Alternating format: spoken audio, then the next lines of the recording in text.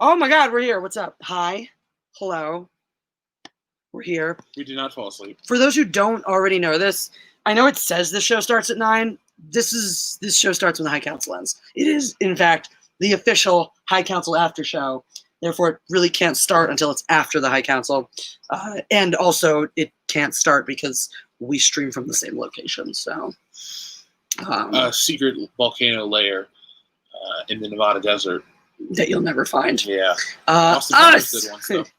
But yes, no, we didn't fall asleep banging again or anything like that. This just, if you ever come here on a Tuesday and you're like, the fuck are these guys?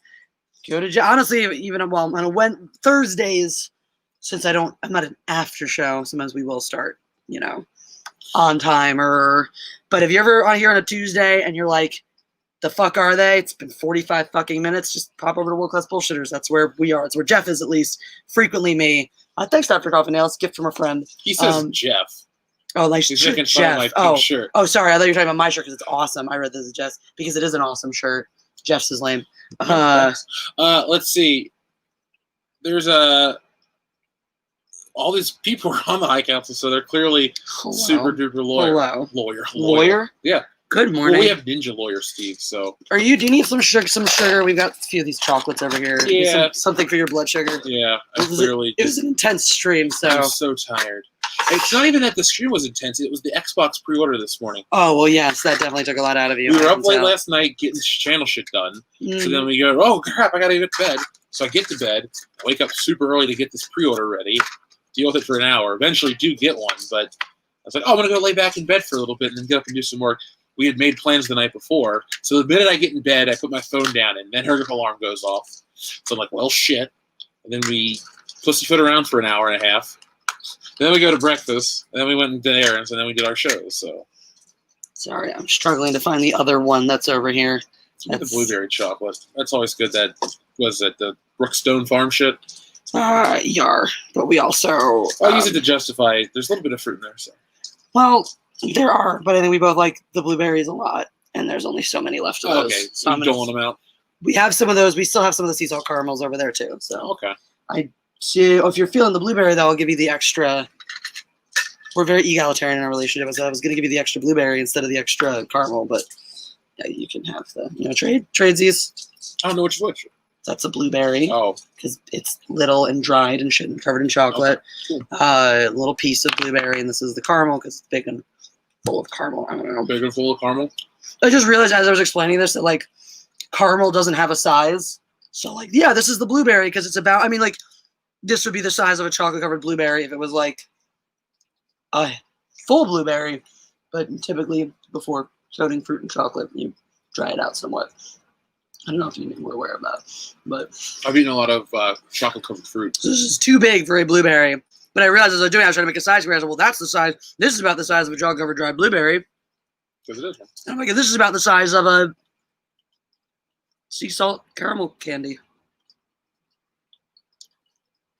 Whatever happened to the meetup? I mean, it could still happen if you'd like, Brenda. The coronavirus? Coronavirus is what it is. The moratorium on meetups across the country.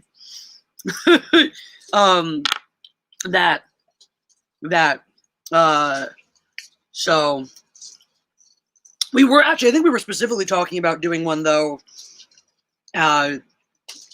following something else Stealing Solo related. Oh, that, yeah. Specifically, because trust me, that's when you will want one.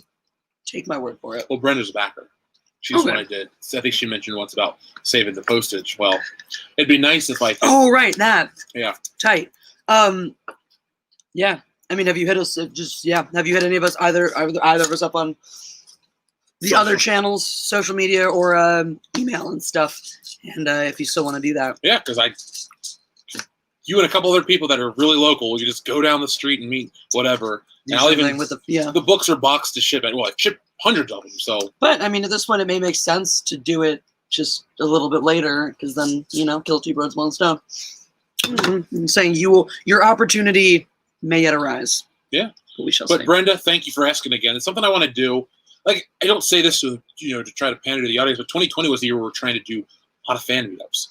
Out here, I had all these conventions planned. We were talking about you know, I've actually been thinking about this for a long time about like trying to do them at my fencing tournaments. I was like, now that Jeff comes to them with me, that'd be the perfect avenue to be like, all right, Saturday night in this random city, we'll be at this bar, come hang out. You know, I really wanted to start doing that, but that was part of the plan. It was, but no tournaments through next year or so. Brenda, Woodland Hills is where I went once for a gynecology appointment that scarred me for life. Well, that makes it sound super dramatic. She was just very impersonal, and it was somewhat traumatic. Thanks, as a result. Let me put it this way. As a heterosexual female, it is already unsettling to be fingered by a woman. To be very clinically fingered by a woman who didn't even bother to introduce herself before she walked in the room. It's weird to have just a woman walk in a room, not even say, hi, my name is, and just go, okay, and fucking stick her fingers in your vagina. It's like, holy shit. Dinner and a movie first, please. Sure. What would you like to see? Tenet? The greatest movie never? The greatest movie never. So, I found an article by Scott's favorite writer. Scott Mendelson is Scott's favorite writer. Jeff's favorite writer, Scott Mendelson. Can't stand that asshole. And it's always really unfortunate when this happens, when you find a Scott Mendelson box office breakdown that is really just a box office breakdown and includes accurate information and comparisons that make sense, and, you know, categorizing the movie and breaking it down in a way that is logical and not ridiculous in any way. It's very frustrating. It's one of those things. It's like, I just was drafting a joke about this in a for my comedy about how frustrating it is when the people you hate are right about something and you really don't want to admit it. That came to me when an asshole coach who's one of the people who's always like, I know everything fencing related. I see actions. You wouldn't believe I'm this fencing savant, which was hilarious then because he came to referee in that because everyone's like, Patrick, you push everyone's shit in so much as a coach. Like, you're so crappy to the referees. We all hate you. Yeah. And he's like, I could work a knack and have a 555, which is a rating. It's our rating system, which takes a long time to get 5 in every weapon. Because that's basically, it was not even the best. The best rating is a 1, goes to a 10. 5 basically means you are competent at the national level of most levels of competition nationally in all 3 different weapons.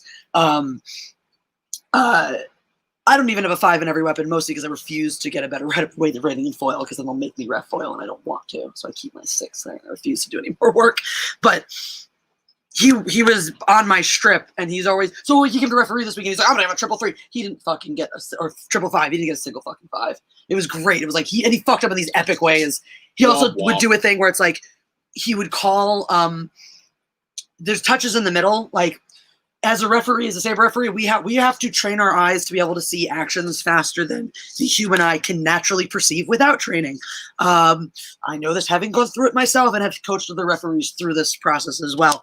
But every now and then an action just happens so like the intention is the same on both sides. The execution is similar enough that no one's ahead. You call simultaneous and no one gets a touch. Patrick's favorite catchphrase is, that's not simul. Because he thinks everything's a fucking touch for his touch. Or he likes to be obnoxious sometimes. And he'll be like, that's not simul. It's not my fencer's touch, but it's still not simul. He's like, knows it's against him, but he still wants to be a dick about it for some reason because he thinks he's right. It was the greatest joy of my life to watch him referee and get to go, that's not simul. But I digress, because then later on, he called for a video replay on an action, and he was like, look for that. Some code. Typically, you just call the replay. The athlete calls the replay. So he tells the athlete to call the replay and then yells at me, look for this thing, look for this thing. Yeah. I was like, shut up, Patrick, I want to strangle you. But I went over to the video. It was the exact fucking thing he asked me to look for. That was the thing and the reason to overturn the touch and all this shit. And I think I was the video referee for somebody else, for, you know, a referee I was developing. And it was like, God, the referee came back and I was like, I really hate to say this, but Patrick's right. It's just that painful moment. And that's how I feel. It's a long story to illustrate how I feel about saying Scott Mendelson made a good point. Oh, that was the story? Yeah.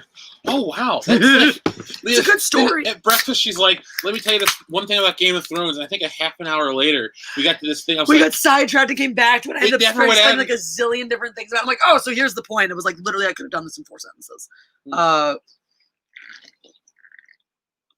Anyway. I went on a BuzzFeed rabbit hole earlier, and I found these hilarious couple of posts about, apparently, if they were written by a gay guy who was like, yeah, so I found this great Reddit thread, and I made this post and whatnot about, like, about shit that like that white guy the straight guys either have been like the one of them was specifically like straight guys who have been what's the weirdest thing they've been teased about for being gay, and the other one was like, what's the thing that they keep secret because they're afraid of people will think they're gay? And it's like some of the answers are like, I mean, some of the ones you really enjoy, like the typical ones you think of, like getting a manicure or pedicure or going to a spa. I mean, like, yeah, it actually feels great to, be pampered and taken care of. Most guys don't want to admit that. And there were some like ridiculous ones. My favorite one was a tweet they showed at the top of both of them from somebody saying, I just got called gay for putting on sunblock. How could you? You think you're tougher than the sun? The fucking sun. And I'm like, yeah. The best one was I got called gay for flossing my teeth. Flossing my teeth. I was like, oh what? My god. Gingivitis is cool. The end of that one post too, the guy writes, he's like, man, the best things about being gay are being able to floss your teeth, cross your legs, wash your genitals, wipe your ass, all this stuff. Man, straight guys, we're praying for you. We're just like, yes. And I loved it so much too, because it was like, this was what socially relevant comedy used to be like. Where it was funny and it was poignant because, yeah, you read through this list and it's 100% like things from varying shades of, yes, that thing is considered classically feminine but shouldn't be, versus like, that's so retardedly not something you describe as gay ever. What are you thinking? Like the first example they put on the page was the sunblock one. The one right before that was someone posted a picture of their desk chair and their caption on it is, not to sound gay, but this chair is legit comfortable. Like being comfortable is very homosexual. How do you preface, like, I'm a straight guy. I like to be comfortable. I never preface it. To me, that's the shit. And this is again where like there's certain things that started like well-meaning on the progressive side of things that just turned into crazy bullshit. It's like that where it was like, the consent conversation. Yeah, maybe like let's change some laws where silence is still considered consent. That's pretty fucked up. And then went into like, unless she says yes every 5 seconds you have written, or a signed permission slip, it's not consent. Like, wow, that went off the rails quickly. Like, yeah, telling your friends they're gay for putting on sunscreen is what I would consider toxic masculinity. Well, have you ever seen The 40-Year-Old Virgin? No. Because there's a running joke that caught on in popular culture. Seth Rogen and Paul Rudd play a game called You Know How I Know You're Gay. And they'll go like, you know how I know you're gay? Because they're playing Xbox, they're not even looking at each other like, no, how? You cried at the end of Pretty in Pink, or you know, I know you're, and they just bounce back. I think it's clearly, improv. It's really funny, but that kind of was like a thing that caught on in the early 2000s, sure. Like. And I think that like poking fun at that idea of hypermasculinity, and one of the things that I think is good in the culture that I think has shifted was there was this push towards like, hey guys, it's cool to talk about your feelings, which I think was like, I don't think it is and should be like, oh, we need all groups of dudes to sit around after sports games and share their emotions. But it's like destigmatizing men having feelings, first of all, and talking about them, I think has helped in things like their relationships, feeling like it's okay. I think a lot of guys then internalize that, oh, well, I'm with my girl, so it's okay to be soft and whatnot. And then with things like, I think it's really destigmatized the idea of like therapy, for men as like, oh, it's so gay to sit around and talk about your feelings. No, like you're, destigmatizing things like that around. I think was good, but then we took it way too fucking far, and now just being a man is toxic masculinity. Like, wow, how that's so toxically masculine. What you just mean? I think you meant to say masculine. I just read. Doxymom clearly knows the scene. I love Dr. Coverdale's. Not getting anymore. Skin cancer equals totes gay. Super gay. So my grandma was the straightest woman ever. Oh god, that's what I just want. Okay, I'm gonna find it again. And it's it cracked me up. How do we even? I have no clue where we are in the conversation. I thought I had it teed up perfectly, but you did. You lined it up. Tenet, yeah, you lined it up, knocked it out of the park, and I was the hurricane gust that blew it fell. You're the reason why the Angels ended up winning, though. That's true. If it wasn't for that one foul ball, Mel Clark fucked that one up, and he just got lucky. Clearly, so we had a long, serious discussion yesterday about stuff and religion came up. Somehow we got on Angels in the outfield. That's where our life has been. If anyone's like, Jeff, what made 2020 interesting and unique for you? Well, I saw Angels in the outfield about 15 times, and it got better each and every time I watched it. It really does, though. I even thought to myself, if I ever see Joseph Gordon-Levitt in public, I'm going to go, yo! And if he looks, I'm just going to do this. Fucking yes. Like that. Yes. Let's see if he fucking... I bet you he just like nods and goes like that and walks away. So, since it's already kind of Greg Kirby is clearly starting this in the chat anyway. If you got pick pick the thing that you think is gay, that like the most ridiculous thing, or as if you have a real example of someone calling you gay or hearing someone call something out as gay, that's super not, or like the most ridiculous version you can think of. What's gay? I mean, we'll make it canon. Oh man, washing your hands after taking a shit. That's okay. That was one of them in there too. Where it was like someone's. That was one of them. One of them specifically, not the washing the hands one, but somebody put in there. They were like, I remember specifically a post that some girl made about this boyfriend that I think she ultimately broke up with partially as a result, who wouldn't wash any of his genitals ever because touching a dick is gay. Which also clearly means that he didn't masturbate or aim while he peed. So that's so dumb. Like, homie, just jump in a swimming pool. At least it'll do something. Or sit in the bathtub. Even that though, like all the thing about all the phones where it's not like spray it down with something take the shower handle and like do something. Jesus. That actually one of the funniest ones on there that I thought was great because the way the person wrote it was, guys, you're not ready for this yet, but prostate orgasms. Get yourself a toy.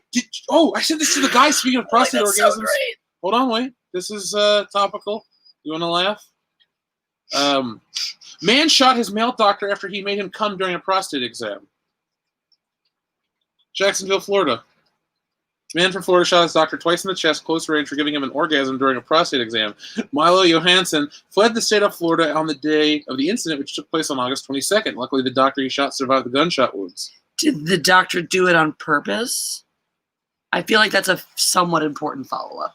Like, neither answer justifies him shooting the guy in the chest, but was it on purpose? Because if it's just like, hey, I'm poking your prostate and you came because you prematurely ejaculate, well, that sucks. But if the doctor's like, hey, baby, I'm going to give you something you've never felt before, then I'm confused. I am too. All right. Christopher Nolan, right? Christopher Nolan. So yeah, we have an important topic to deliberate upon tonight. So I will get a set up my control room. Importante. So if you've read the description, you already know what this is about. Ads are already limited for this. How did you get limited ads? Because I don't know. For no reason. Anyway, so this started with a discussion Jeff and I were having that we actually decided to table and save for this show because it was good and one that might be interesting. Oh, somehow, I don't remember exactly what the bridge was, but I remember we were talking about Scott Mendelson and then the gay thing started happening. So clearly there's a connection there. He wrote the article at Tenet. Well, I know that's why we started talking about Scott Mendelson. I'm saying I think that clearly somewhere in there is the bridge to how we got started talking about what's gay and what isn't. We had a bunch of super chats rolling before the show started, so let's just catch up on those real quick, and we'll dive into. And while we're doing, let me pose the question I posed at the end of the High Council. So, if you've read the and someone earlier was asking for Shit Pancake. He can make an appearance. Typically, he charges an appearance fee. What is it? What's Shit Pancake's appearance fee? Have you talked to him recently about this? Mm-hmm. She's been too much of a prima donna to talk to me about it. What's Shit Pancake's current going rate for an appearance? $5. Okay. $5 to request Shit Pancake as his appearance fee to go buy him more fish flakes. So honestly, that's what it's going to be. Literally, it's what, honestly, I spent $150 on cat food today and treats and a toy. That's how we get him to be in the video. Seriously, we have this little bag. If you watch the Sunsick one, he talks about, getting them in his eyes. We have this little bag of them, the bonito flakes. And as they're getting, we're getting into the crumbly parts. We just let him stick his head in the bag the other day. Dude, we didn't let him. No, we just had it there. Mm-hmm. And then he stuck his head in, and we were like, I guess that's how he's eating it right now. Yeah. And we took it out. And I was like, that works for now. It's easier than pouring it into my hands. And he took his head out. And we noted, and he had clearly had them all over his face. He clearly had inhaled them or gotten them in his eyes somehow. And so his eyes were fucking streaming. And I'm like, well, I guess we're incorporating this into the video now because it looks like my cat's literally crying. And I can't just put this on. People are like, what'd you do to him? He looks so fucking sad and dejected. He couldn't stop eating fish flakes. No, he stuck his head in this bag. I have evidence that he likes to stick his head in things. I have multiple videos. He got his head stuck in a tissue box once. It was hilarious. He fell off the table, right? The tissue box was in the bathroom. I showed you the video of that. Then the falling off the table was the cracker box. That's what it was. I knew he had a box on his we head had a once. sleeve of like Ritz or something, you know, it might have been empty too. I think it was empty, and he stuck his head in, but then it got stuck, and he like freaks out and falls off the table. It was amazing. So of course, instead of helping him at the moment, we're like, get the camera. It's great. It was hilarious. So the question I'll ask before I catch up on these super chats for you to ponder. So we will get into whether or not Christopher Nolan is overrated. That's the meat of the discussion, is whether or not he's an overrated director. And then the secondary part of that is who else belongs in his kingdom of mediocrity? So who else falling in that line, you know, because I will say, I will name him personally. I obviously, as you're wondering, Death by Saber, don't tempt me, because yes, I would, but we have 4. It's already a small apartment. We cannot do a 5th, unfortunately. I do love All Black Kittens. Now is a great time of year to adopt them too, because if you don't know, by the way, this is a thing because of the superstition surrounding black cats. People will kill them. It actually happens with more frequency around Halloween because of the superstitions about black cats and witches and all this shit and whatnot. People, if they see like stray black cats or even people's fucking pets wandering the neighborhoods, they will kill black cats. And people will hit them on purpose with their cars. You know, if they've got guns, they'll go shoot them, you know, in the backyard, stuff like that. It is really fucked up. So if you are considering adopting a cat right now, consider adopting a black cat. If you're not superstitious and that doesn't bother you, seriously consider adopting a black. And just in general, any point in time, black cats, because of the superstition, are the hardest ones to find homes. So if you don't have a superstition about solid, like all black cats, and you are considering getting a cat, definitely, in the middle school sense of the word, yes, killing cats is super gay. I think we should get 13 black cats. But and walk around a wooden. How perfect! They already have an orange one named Pumpkin. They can get a black one, and they'll have little Halloween kitties. Well, so you might want to read your next super chats before you talk about that. I will. Anyway, so, Yeah. First off, you got to read. Oh no! Yeah. Oh no! Like, shut up. Oh no! I do. Okay, terrible. So TC the Mandalorian says, Tenet was amazing. Watched it twice. Best of 2020. Hopefully you're still here, TC the Mandalorian. I would definitely want to hear more of your thoughts. I haven't seen it. So what I'm speaking to is a lot of the box office numbers and the response. I don't speak to the quality of a film unless I've seen it. Tenet is no exception. So I will not be ragging on this movie at all. You know, we'll discuss it. We'll discuss the box office and things like that. But just know, I'm not going to shit on a movie I've never seen. So if you're here, TC the Mandalorian, since you have seen, anyone else who has seen it, definitely weigh in with what your impressions were one way or the other. Craig Kirby says, some sad news. My girlfriend moved to British Columbia for a new modeling job. Took Pumpkin with her. Dealt that one over the weekend, so now I'm single again. I mean, good for her and her modeling job. Sucks about Pumpkin. But yeah, go get a black kitty. Now you'll have company. It'll be great. Alan Justin, you're so sweet. Justin Proper sends the $20 super chat, says I miss you too, because I texted him. We were texting a little bit. You know, you guys heard me. If you're on the podcast, you heard me read that one that he sent me, and I told him I missed him, and he said, Justin, when you come back out to visit, depending on it's like post Thanksgiving time, we'll have a new TV set up, true, new Xbox, and we'll watch Back to the Future. I got the 4K box that I pre-ordered whenever it first dropped, with the little hoverboard finger, skateboard, and everything. We'll have about 5 4K movies, and I'll buy you whatever one you want. That's just to have it on them, like Princess Bride or something crazy high definition or something. Beautiful. You can see, I love it. How shitty Carrie what his mustache really was. I love the little fuzz of nothing. Oh my god. I like that guy as an actor a lot. I love him. Klaus Stork, thank you for the super sticker, the popcorn. Clearly you're ready for this debate. And Dakari Garmin, thank you as well. And we got to go back into the other one to see it, because you can drive control. It's going to be the future for your streaming needs. Super chat. Thanks to Mega Jetty 1. He sent us 2 more at the end of the high council. Yay! I couldn't have read it. So. Hooray! Dakari Garmin says, have a dope night, power couple. Thank you. We will. And thank you, Dakari. No, you have a great night too, Dakari Garmin. So I will name Christopher Nolan as the king of overhyped mediocrity. So the question I asked in the High Council that I'll pose to you guys too is, who else would you put in his kingdom of overhyped mediocrity as lesser names, lesser directors who maybe serve in his court of jesters, advisors, subjects, whatever it is. And I will say it was Tom who said it, who made his guess on the High Council right at the end there. And he did actually pick one of our other picks. So you want to start talking about that pick? Or do you want to try to go more first? Well, let's talk. No, so let's talk whether or not he's overhyped. So let's pull up his filmography. That's a good place to start. First of all, Jeff, what's your general overarching thoughts on Chris Nolan? No. I like his movies. Mm-hmm. I don't love any point where I own that side. And the Dark Knight trilogy is because I like Batman. Mm-hmm. Now, do I like Inception as a movie? Yes, I think it's a very good film. Do I own it? No. Do I want to watch it regularly? Not really. Haven't seen Interstellar. Again, that's not the kind of sci-fi I'm looking for these days. Dunkirk, really good movie. The vision, some of his identity on screen comes from, like, I think it was Roger Deakins as his DP or whatever, and stuff like that. But, like, overall, I will say I like Christopher Nolan, but I think his name, like how, okay, I'll give this example of why I never will watch Chris Stuckman or reviews anymore.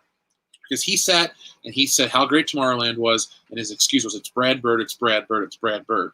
I saw Tomorrowland, and it was fucking trash. I never trusted that guy again. It was $15 I lost, and I never watched another one of his videos. Like, fuck you, dude. You didn't even give a good example or a good reason why it's a good film. You just repeated the director's name.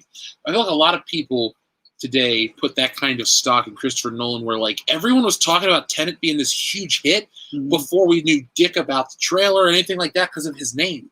That being said, I do think he brings quality work to the screen. I don't think he makes bad movies at all, but I think some of the shit that he gets credited for and, praised for, other people do. I'm going to get my tea real quick. Oh, Please keep finishing. Sorry, guys. It was very exciting. I got to catch up with an old friend today, but we had a long conversation. And my voice, you guys all know how delicate it is. My voice is more sensitive than Ryan Johnson. Yes. And getting some tea, combat the issue. So, no, but to answer your question, though, a little more about Nolan, like, my favorite Nolan flick. Oh, I also love Memento. Memento is a damn good movie. I actually still haven't seen that one. I think it's got Carrie-Anne Moss in it. Do you know what's funny about Memento? It's some people's favorite movie. I hear everything about that's not linear storytelling, all this shit like that. It gets consistently lambasted by screenwriting people, like people who talk about screenwriting and whatnot. Specifically, like the Save the Cat guy, who's I can't remember the fucking author for Save the Cat. But that I personally like it is Save the Cat is frequently referenced as the best screenplay writing guide. Right there. What Save the Cat? Copy of it's like right there. Oh, actually, that's not his the first one. But yes, it's the same author. Obviously, I still have to read that one. But it is right there somewhere. I can always just look over. Where? I just Google it. I mean, you can just Google it. It doesn't matter. His name is. But anyway, it's just interesting because he's someone like this. Save the Cat's always cited as like the definitive, screenplay writing guide. And having read several, I agree it is the best one. And this guy fucking rips Memento to shreds as a screenplay. He thinks it's the most overhyped thing ever. It's a good movie, though. I'm not. I'm not saying. I think Joe Pantoliano, the guy we talked about yesterday. Yeah, he's also in it. Cool. But that's the greatest character actor ever, maybe. The thing is, like, he didn't necessarily say the movie was bad or anything. Like, he just said, like, structurally, like, he talked about being overhyped and when he talked about some of the actual flaws and his opinion was that it worked because the gimmick was something new, Well, did he ever well, you haven't read the book, but when you do, tell me if he ever brings up Pulp Fiction. Okay. Because Memento is like, and Pulp Fiction's nonlinear. This is nonlinear in a different way, and it's almost like an experiment, but done on a bigger budget and all that, on a real budget, and it works. I think it works. Like, it's one of those things where you go on this journey about a guy that has lost his memory. Yeah. I know the premise and all that, yeah. When you watch it, like, you'll have these aha moments along with the character. I think it's paced really well and done so well. So, I mean, yeah, like, and that said, like, I know, again, like I said, I know plenty of people who it's their fucking favorite movie, they swear by it and think it's brilliant. One of the reasons I never saw it, that's my mom hates it. She thinks it's one of those overhyped movies ever. She can't stand it. So we're looking at this. So I'm wondering, what would you consider, outside of your favorite even, what would you consider to be Christopher Nolan's best film? Inception. I would agree with that. Because, I mean, realistically, let's go back to what he's directed. I mean, his earlier stuff, he's super young. That doesn't count. You really got to get to Memento. Yeah, you get to Memento. And Insomnia. Those are two really great. The thing is, though, he goes from Memento. Oh, sorry. He goes, realistically, his run from Memento till now really is whatever Quay is. I don't know what Quay is. But like as just director credits, like it's a pretty impressive run, like nonstop. None of those are bad in a row. Mm-mm. But like he's had a very solid run. He hasn't had he hasn't had a flop or a fail in terms of anything really. But for example, like Dunkirk is a very good movie, but like what about it makes it a very great movie? And that's something it's that weird sound. Like he has these things that he puts in his movies that people mistake for quality that are just annoying. They're gimmicks. Thank you. Gimmicks is the word I'm looking for. That the thing is I think a lot of his gimmicks work, but they're still gimmicks, you know? So at the end of the day, they lack the substance that you would get by trying to convey the same thing through better storytelling, you know? And so I agree. That's something I always have a somewhat unique perspective on Dunkirk because I happen to have been one of the few people in this country who actually saw Their Finest and saw it in theaters and saw it before Dunkirk. And if you don't know this film, it was a BBC production about the same event, but told very differently. This focuses more on the rescue, how they, mounted this huge, how they called upon private citizens and whatnot to all take their boats and mount this incredible rescue and whatnot. So it's focused on that. And then specifically it's told through the lens of this film crew who were all hired to make wartime propaganda films, in real time and stuff. J-Bon's right. Their Finest was fucking amazing. That movie was incredible. So going to so watching a movie that was just such this quality piece of dramatic cinema that was also funny, that had things like, I distinctly remembered it had a lesbian character in it too, and utilized that lesbian character to make a couple like of the types of girl power feminism jokes we used to have, the ones that didn't feel forced or obnoxious or hit you over the head, but like, oh yeah, this makes sense at this time to have the lesbian go like, yeah, this girl's got to say there's something like that, things that felt organic. There were so many good things about it. So many very impressive things about it that Dunkirk as a follow-up was underwhelming. It was a good movie. I enjoyed it. I don't think there's anything wrong with it. I can watch Tom Hardy do anything. But to put the two pieces side by side, everyone's sitting here raving how Dunkirk's the movie of the year and the greatest thing since sliced bread. And I'm looking at it going, yeah, it was a good movie, but it ain't shit compared to Their Finest, So I think that's where I come into this. Christopher Nolan is overhyped. And maybe mediocre isn't fair, because I do agree with you. He's made consistently good movies. But I think the king of mediocrity is a little bit unfair, but not that far off. Because realize I agree. I think Inception's his best film. I think it does what so many of his other films fail to do, which is really actually do something new, on film, because he's trying to do all this new gimmick shit. Yeah, like you said, you really lined it up perfectly. And I think that Inception holds up so well because there are gimmicks to it. There are a lot of gimmicks to it, but the thing that makes it the most interesting is the actual concept. Yeah, and I think that was done well. I think the execution too with that one is so memorable. Like I think Christopher Nolan films are very guilty of being set in a very boring. Like I love Batman and I like his Batman movies, but his version of Gotham's the most boring Gotham. Yeah, like you can shit on Returns, but 89's character had a character. Same with I won't give that nod to the Snyderverse because it looks ridiculous. Honestly, it's like it's like Rob. I don't want to say Rob Liefeld because I don't dislike him as a person, but he's like that. Remember the guy, that Bad Artist video we watched? Yeah. I was like, but it was super popular. Sure, That's kind of like what Zack Snyder is to me. Yeah. Zack Snyder's another guy I'd put in a.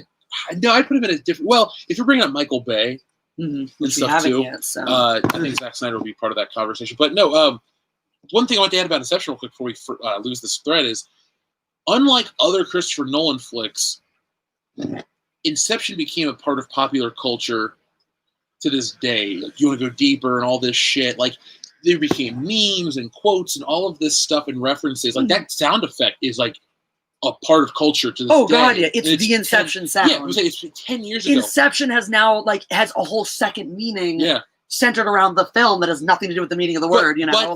But then you look at something like a Batman, where his Batman work is good and it brings a lot to the table, but there's also other Batman work you can consider greater. Absolutely. Also, I think the most memorable things about Christopher Nolan's Batman aren't his contributions.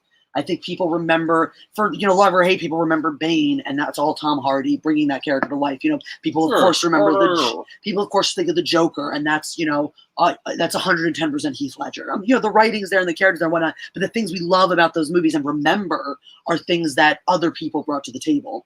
You know, Michael Caine's Alfred, like, it's like Michael fucking Caine, you know. Good casting choice. Great casting choice. Too, like some of the stuff too, like his brother, I think, writes a lot of his movies. Mm-hmm. So like that guy's got to get credit too. So like, yes, so when we talk about a Christopher Nolan film, we have to really talk about what is he as the director bringing to the table. You know, and it's casting choices, it's aesthetic choices, it's performance choices, and to a certain extent, pacing choices. His movies have a look that I liked initially, but I've gotten tired of it because they all look. Well, I think you made a great point about Gotham being a boring Gotham. Is like they look. He does have his own unique style to it, but it's a very pedestrian one. And there's nothing wrong with grounding your sets in a sense of reality, but there's something when you're this big set piece guy. Because the thing is, he is a set piece guy, and the thing is, a set piece doesn't mean when you talk about a set piece in a movie.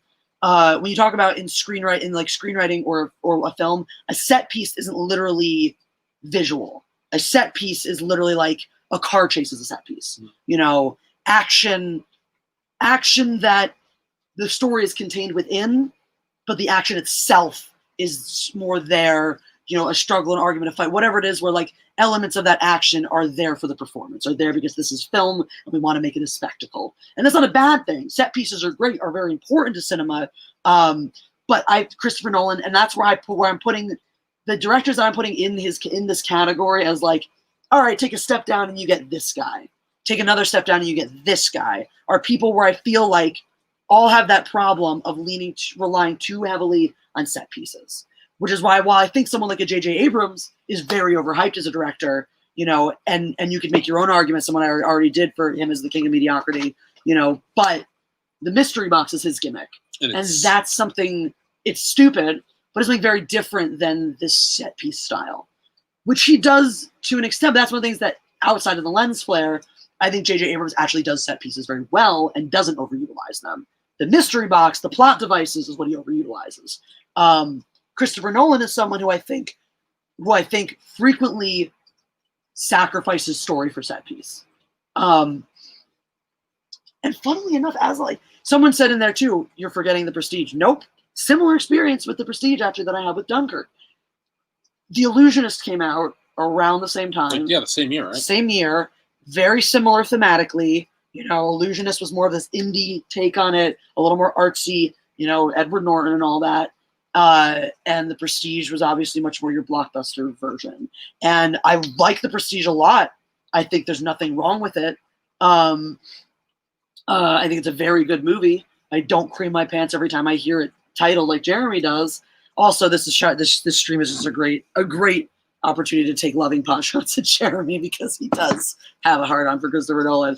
One thing I say about Christopher Nolan, like, this isn't. I wish you would have mentioned Jeremy because I wanted to make this point a minute ago. I don't want it to sound like I'm taking a dig, but there's a lot of pseudo-intellectual Christopher Nolan debates where it's like he's not fast food, but he's not Alfred Hitchcock. If that makes sense. Like it's kind of almost like when people try to say In-N-Out's a good burger. You know, like it's not a good burger. You could definitely make the argument that it's better than, you know. It's better than fast food, other fast food, and this and that and the other. It's like, but at the end of the day, it's still fast food. Exactly. I can talk about. I like Christopher Nolan's films, but I would never put him in the conversation with Ridley Scott or literally blanking on every other great director right now because I have a hard on right now. Scott. There aren't really many. Not right, but like, you know, of the past 30 years, a Sidney Lumet kind of guy, even like a Steven Spielberg. You know, I'm not putting him in. I'm not going to have the same conversation because I feel like with this kind of thing I'm talking about too. It's like Steven Spielberg is almost the the top. What they're shooting for, what this type of filmmaker is shooting for. Yeah, and realistically, no one's ever going to top that. No. He had such a great run. And I think that's where these directors fall short sometimes, is trying to do that, be him, you know? I don't know if I'd ever accuse Christopher Nolan of trying to be like him, because he's almost the antithesis of that in many ways. Like, he can't tell a really, I mean, I haven't seen Interstellar, but he doesn't really tell these family stories, these human, like, he tells these stories of humanity, but you feel like an outside viewer. You feel like you live in the shit Steven Spielberg makes. Like, like, I don't even like Close Encounters of the Third Kind, but it feels like you live in that neighborhood. Or E.T. from the clips, or why I think Poltergeist was made by him. I think it's a great point. Because it has that accessibility factor. You feel like you're in the house with this family. It's everywhere you've ever been. Yeah, even though you've never been there. Absolutely. And I think so I think you have like a great, and that's actually ties right into exactly what I think about these. Dude, Warhorse, Greg Kirby, I freaking love that. That movie's so effing good. TC the Mandalorian, I agree 100%. But I will not even, again, like I said, I will argue to the ends of the earth that In-N-Out sucks garbage and I'd rather have a Big Mac. I will not even entertain the argument that In-N-Out's a good burger, full stop. Like, you want to talk about In-N-Out in contention with other fast food? Fine. You want to start trying to throw Five Guys in that mix even, or Shake Shack, and I'm fucking done. Like, that's not, to me, that's not even the same category, let alone like a gourmet, like real burger. I would still put Five Guys and Shake Shack. Shake Shack is like boutique fast food. Yeah. It's more expensive, but you get better quality. The quality you're paying for.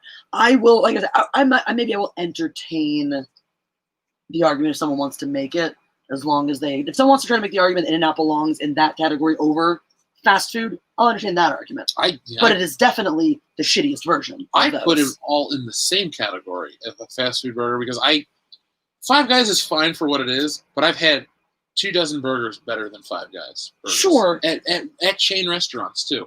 But to me, there's your fast food, there's your counter service, where it's still like made to order. Like, you couldn't have a drive-through at a Shake Shack because it doesn't come out fast enough for that, you know, or even a Five Guys. Like, Five Guys is very made to order. That's you great. know, and like I get that In-N-Out is as well, but you're working with lesser quality. That's one of the things too. Is like people like to think In-N-Out is healthier for you, better. They're using better meat because you know, they never freeze it. They just never freeze it. That's part of the reasons why, you know, their their stores are regional, is because they need their supply chain. You know, they'd have to find new supply chains to go outside of the region because you couldn't feasibly ship, you know, fresh meat that far. So, but the actual quality of the meat, it's got antibiotics. It's got antibiotics. It's got hormones. They're not all fucking natural grass fed and shit. Fuddruckers, by the way, that's a damn good burger. I've never eaten at Fuddruckers actually. You wouldn't have, because it was all closed. One of them, there's still one of them out here. But there's some, but they used to be everywhere. They closed like 60% of their stores, like when we were in grade school. We never had them near me anyway, though. Like, they weren't something. I went there every Thursday after piano lessons for about a year, like maybe third or fourth grade, because it was just like a tradition. I'm like, want to go to Fuddruckers? Because what it was you go in and you order your burger, and you're going to get a plain cheeseburger and a thing of fries, and their thing was the salad bar. So anything you want to put on your burger. Now, it wasn't like a traditional salad bar with, like, you know, potato salad as well as regular salad. It was just this garden bar for your shit, but you could load it up this high with pickles if you wanted, and that was the gimmick. And, you know, they encourage you to go back and get more. And the thing is, the quality of the meat was good. Their buns were unique to them, and they're fantastic. They had this cheese sauce. Like, if we're ever out and we see one, we're stopping, even if we just had breakfast. That's fine. Like, Fuddruckers is always going to be like a very special place. When I was in Chicago with Jason, he looked it up. He's like, we're going somewhere special for lunch. And I'm like, okay, dude, because I thought we were going to get Chicago pizza. That's all I wanted on this trip. It's fucking Fuddruckers. I went, oh my God, yes. Dude, I hadn't had it in so many years. It's so fucking delicious. Movie Blocks Productions, AK, says, someone told me that eating dessert in a restaurant is gay. Well, that makes you gay. I'd rather be gay. He also says Five Guys is good. That's not true. Five Guys is delicious. Fuck you. Brenda would go to Fuddruckers before going to a movie, and then I saw that. That's great. I know the area to which you're referring to. That Fuddruckers, is that one still there? There is a Fuddruckers not that far from here, and it's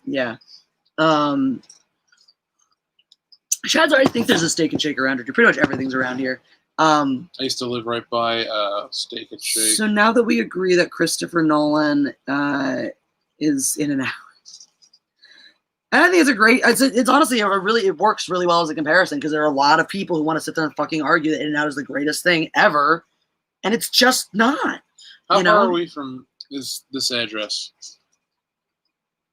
I don't know. You'd have to click on the map.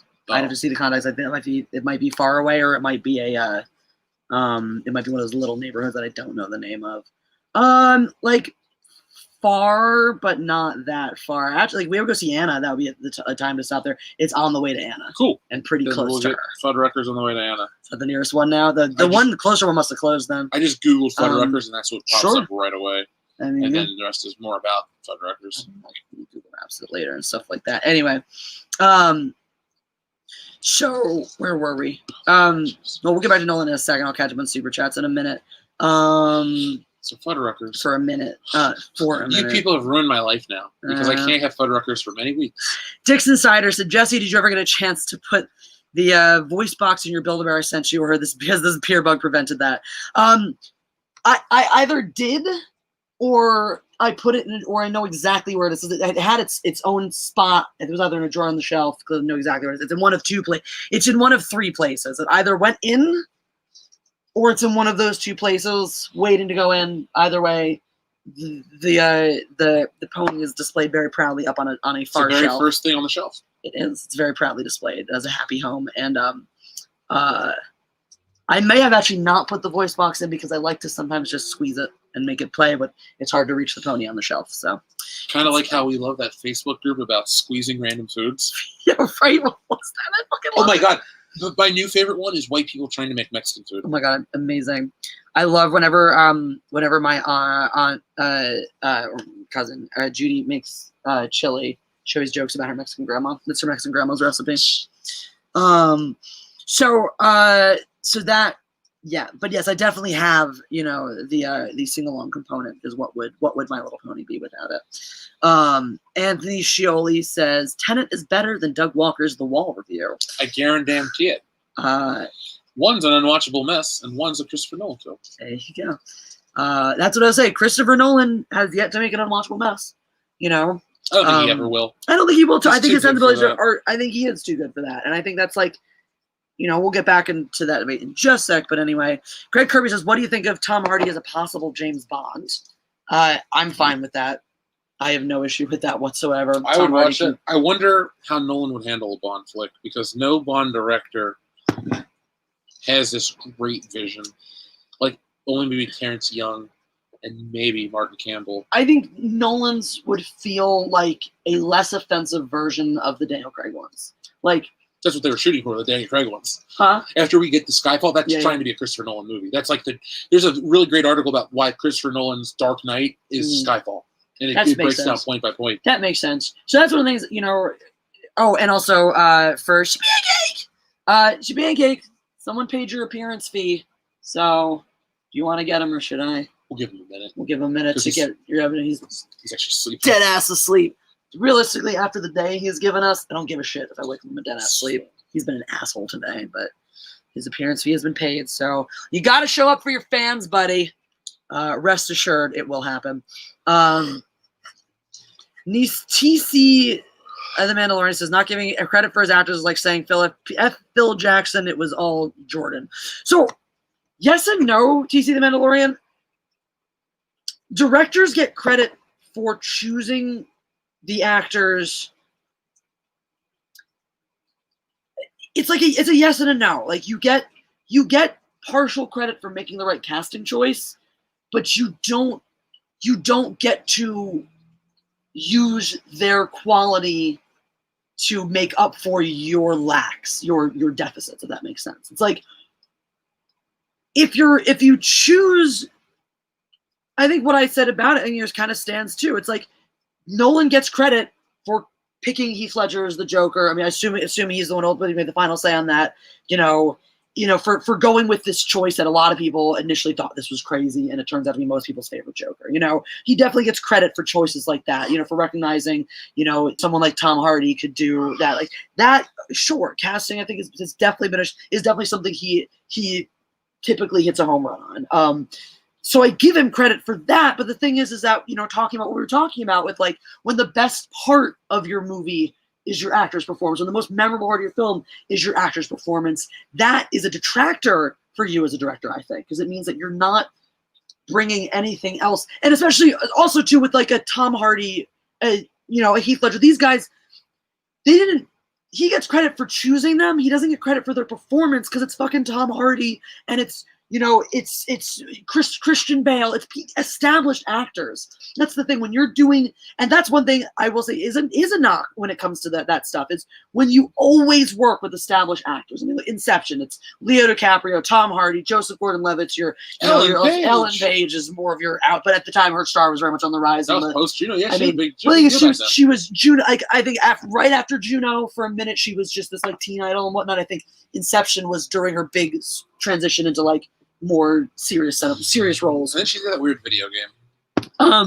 And so the thing is, you're not teaching these people anything. You're not really, when a director gets credit for an actor's performance, it's when they take someone who's undiscovered, someone who's has a history maybe of not doing the greatest work or something. When they're Francis Coppola fighting to get Marlon Brando in his movie because he's over the hill and Hollywood doesn't think there's a market for him, and he ends up being the only choice for Vito Corleone in the older Vito Corleone. And then he got this ridiculous payment for Superman, like at the time record. I think it was like a $4 million thing for minimal hours of work, like because The Godfather brought the star power back. Exactly. And then he ended with The Island of Dr. Moreau.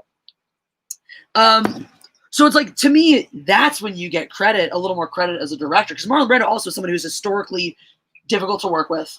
Had a lot of trouble memorizing lines, and so just wouldn't bother. They had to write his line. Have you heard that story? Mm-hmm. They had to write his line to the set. But when you take him and you run with, I think it was, I don't remember who the cotton ball ideas was. I think it was Marlon Brando's idea for the cotton balls in his mouth to give him the voice. I don't know if you know that piece either. He had I knew he had that in there. I didn't know it was his idea. I think it was his. Either way, Coppola gets a certain amount of credit. Either if he came up with the idea, or if he's the one who he had to okay it and run with it. Let's go with this weirdo idea. Talking with fucking cotton balls in your mouth. All right, and it's perfect. It's what gives. It's part of the thing that makes the character. So things like that, when a director, does that, but it's like, fucking, whatchamacallit, when you stick Christian Bale in a bat suit, you're not teaching Christian Bale, and you're not coaxing a performance out of Christian Bale. You're not doing anything as the director to get this incredible performance from your actors. And so I think it's also, again, if you go down my list too of the directors I put in this category, one thing they have in common is typically their movies are helmed by known commodities, by A-listers, Well, when we get to your secondary guy, I'll have a couple. I think my secondary guy is someone who I'd be interested to speak to that, because I think my number 2 tier guy actually does the best job of that, working with actors, getting good performances out of lesser known actors, but he falls short in a lot of other ways. So really, I think it's like the thing, Christopher Nolan. The thing Christopher Nolan is missing from his filmmaking is really top notch storytelling. The stories are good. But like you pointed out, it's that there's a quality he's missing that always keeps the audience at arm's length. Where I think like his work would go from good movies that we like to watch because they're fun to watch to like movies that stay with you, movies that make you think, movies that like cause a real response. You'll get that with Memento.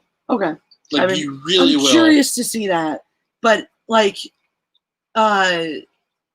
Inception's for me is a great point. I felt so removed from the DiCaprio and what's her face storyline. What's his wife? The wife, yeah. A.K. Talia al Ghul from Batman. Again, the same people too. He brings it all. Where would DiCaprio be in this fucking Batman movie if he could? Right, reuse and recycle, and so that's something that's like when you do that, it's the same kind of thing. Again, you lose some of your credit for your casting choices, because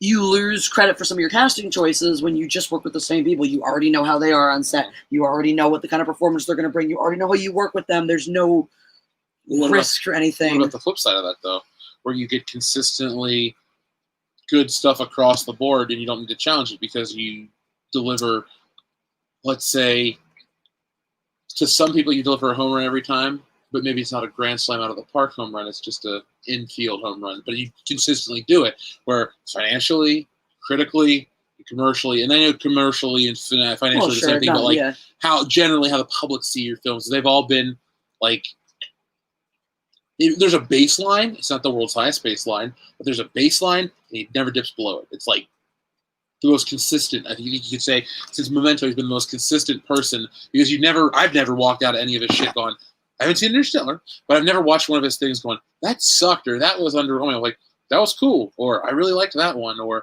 glad Batman's not dead. But like that, there's just right across. Very, even like some people are going to hate this when I say this, but like Dark Knight is a good movie. I think it's the best thing I've ever seen. I think it was so different from where we were, but I don't think there's anything that sets it apart as a movie that makes it so much greater than something even like Begins or Spider-Man 2 or something in that genre where it's like it's so this and that. It's like, look, you like the scenes with the Joker, it's awesome. The questions that are posed in the movie have been posed in countless other films. You've seen action that's been better than that. You've seen acting in other superhero films on par with that. Look, Maggie Gyllenhaal has never won an Oscar, right? She never fucking will. She never will.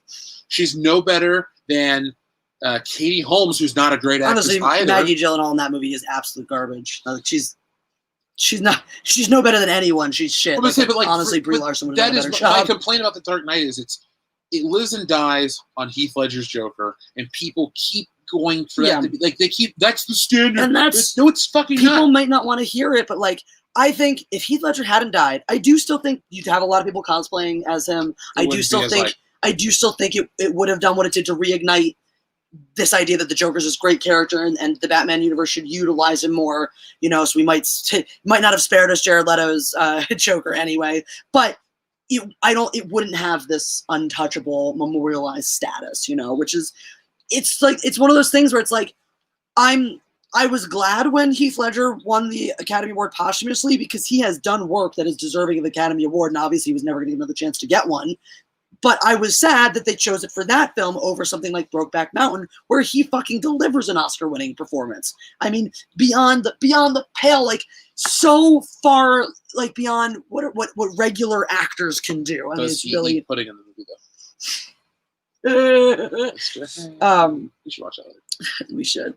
But I do think I just want to before we move on to your next director, one thing about the Nolan thing. Like I said, I think where my problem with him, he's one of those things or one of those situations where like everyone tells you it's the greatest thing, and you experience it and it's good, but there are things as good, if not better, that are like a product. Like this is so much better than this one, but it's the same price and it does the same shit. It's in a different box. It's the same product, but this package makes it better because, like I said, and I'll use the Spider-Man 2 example. You talk about Christopher Nolan's directed the gold standard in superhero films. No, he has not. Realistically, he has not. The only thing he delivered was the first billion-dollar Batman film, which went on to influence and ruin a lot of other films. For as much as we love the MCU has ruined entertainment in terms of big budget stuff. And for as much as people love The Dark Knight, it ruined superhero movies and adaptations for a decade. Because the dark, gritty craze comes from that movie's success. We weren't at a place societally where we were all ready for this. Like with grunge music, it just was the right time. Everybody kind of, in Nirvana, then Alice in Chains, and this and that. It all worked. It created a scene.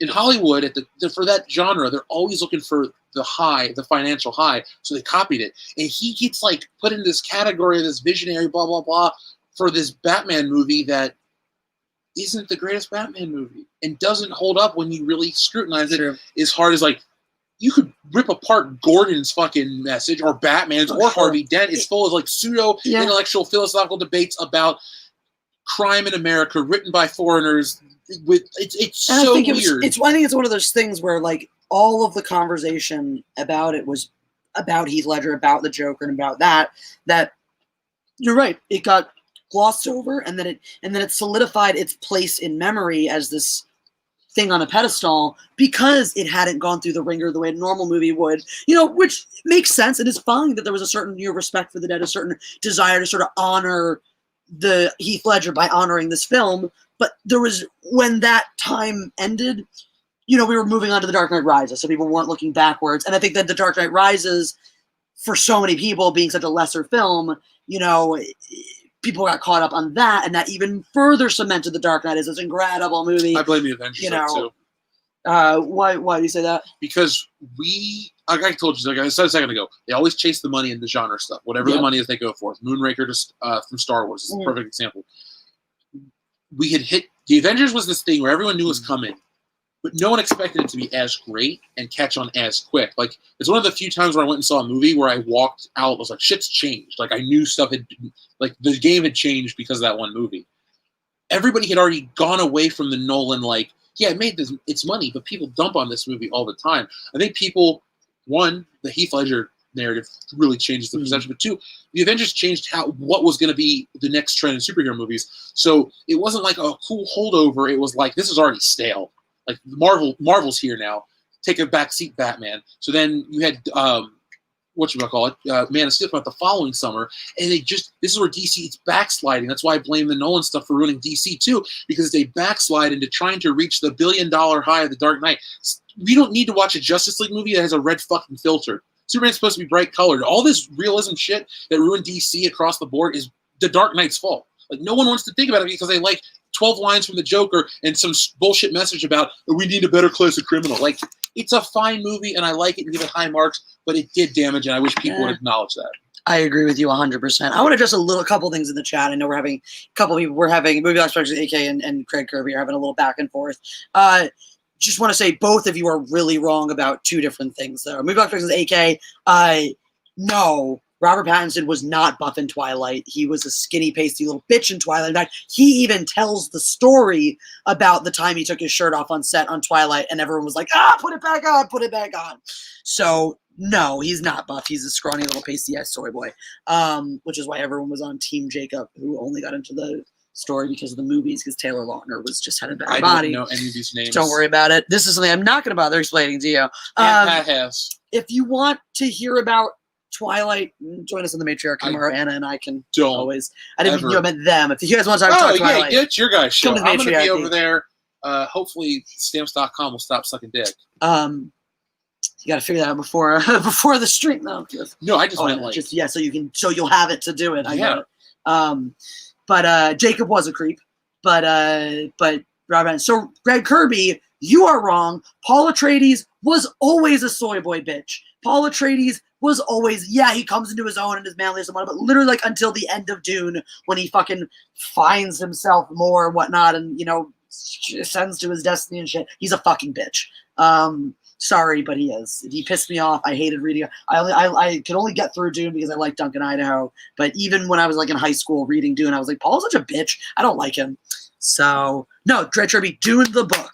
Maybe not 84. Maybe he's a badass in 84. In Dune the book, Paul Atreides is a little fucking bitch. Fight me. Prove me wrong. I will not read Dune ever, and I will never watch the 80s Dune again. Because it's like, have you experienced it? Yes, I have. Did you like it? Fuck no. I so wish Go Big Boy Go Home was around tonight. I mean, Doxy Mama can always relay this to him as well, but because I know he likes Dune a lot, so I really want Doxy Mama. Can you please take a picture of Sean's face when you tell him that Jesse says Paul Atreides is a bitch and always has been? So J Bones says he's still a bitch in Dune 84. Greg Kirby, Paul Atreides, the origin of that character is the book, and in the book, he's a bitch. Until he rides the worm. Yes, agreed, J Bones. Until he rides that fucking worm, he's a bitch. I don't know what that is about that and Blade Runner that feels so inaccessible to me, like, to get into the story of that world. Like, it's like the Nolan thing where I can watch it. Like, I live in the Star Wars universe, or like even with something that's a little colder, more clinical, like a Star Trek, you're Mhm. still part of the crew. Yeah. You're the best example of this is the Ghostbusters 2010 game. Instead of creating a new character, or instead of you playing a Ghostbuster, you play a silent fifth Ghostbuster who doesn't talk, and you're literally the POV character to live in the Ghostbusters world. That's so so you're fun. watching all of them sit and talk love and do that. this shit, and it's great. They remastered it. We should get it. Okay. It's a fantastic game. But my point is, like, you live there. Again, it's just something about, like, being this outside observer that ruins that and, you know, Dune and stuff for me. Mm-hmm. It's not even the content of, like, subject matter. It's fair. That's totally fair. I yeah, there is something very clinical and like I said, a whole Dune arm's length, you know. For Dune, some people get into it. That to me, that's one of those things where it's like it does have that clinical feel to it and that whatnot. And it's not for everyone. Yes, Wiggy's 23. Before Paul goes out into the desert and gets, you know, tough, yeah, the wind could definitely blow him over at the beginning of that book.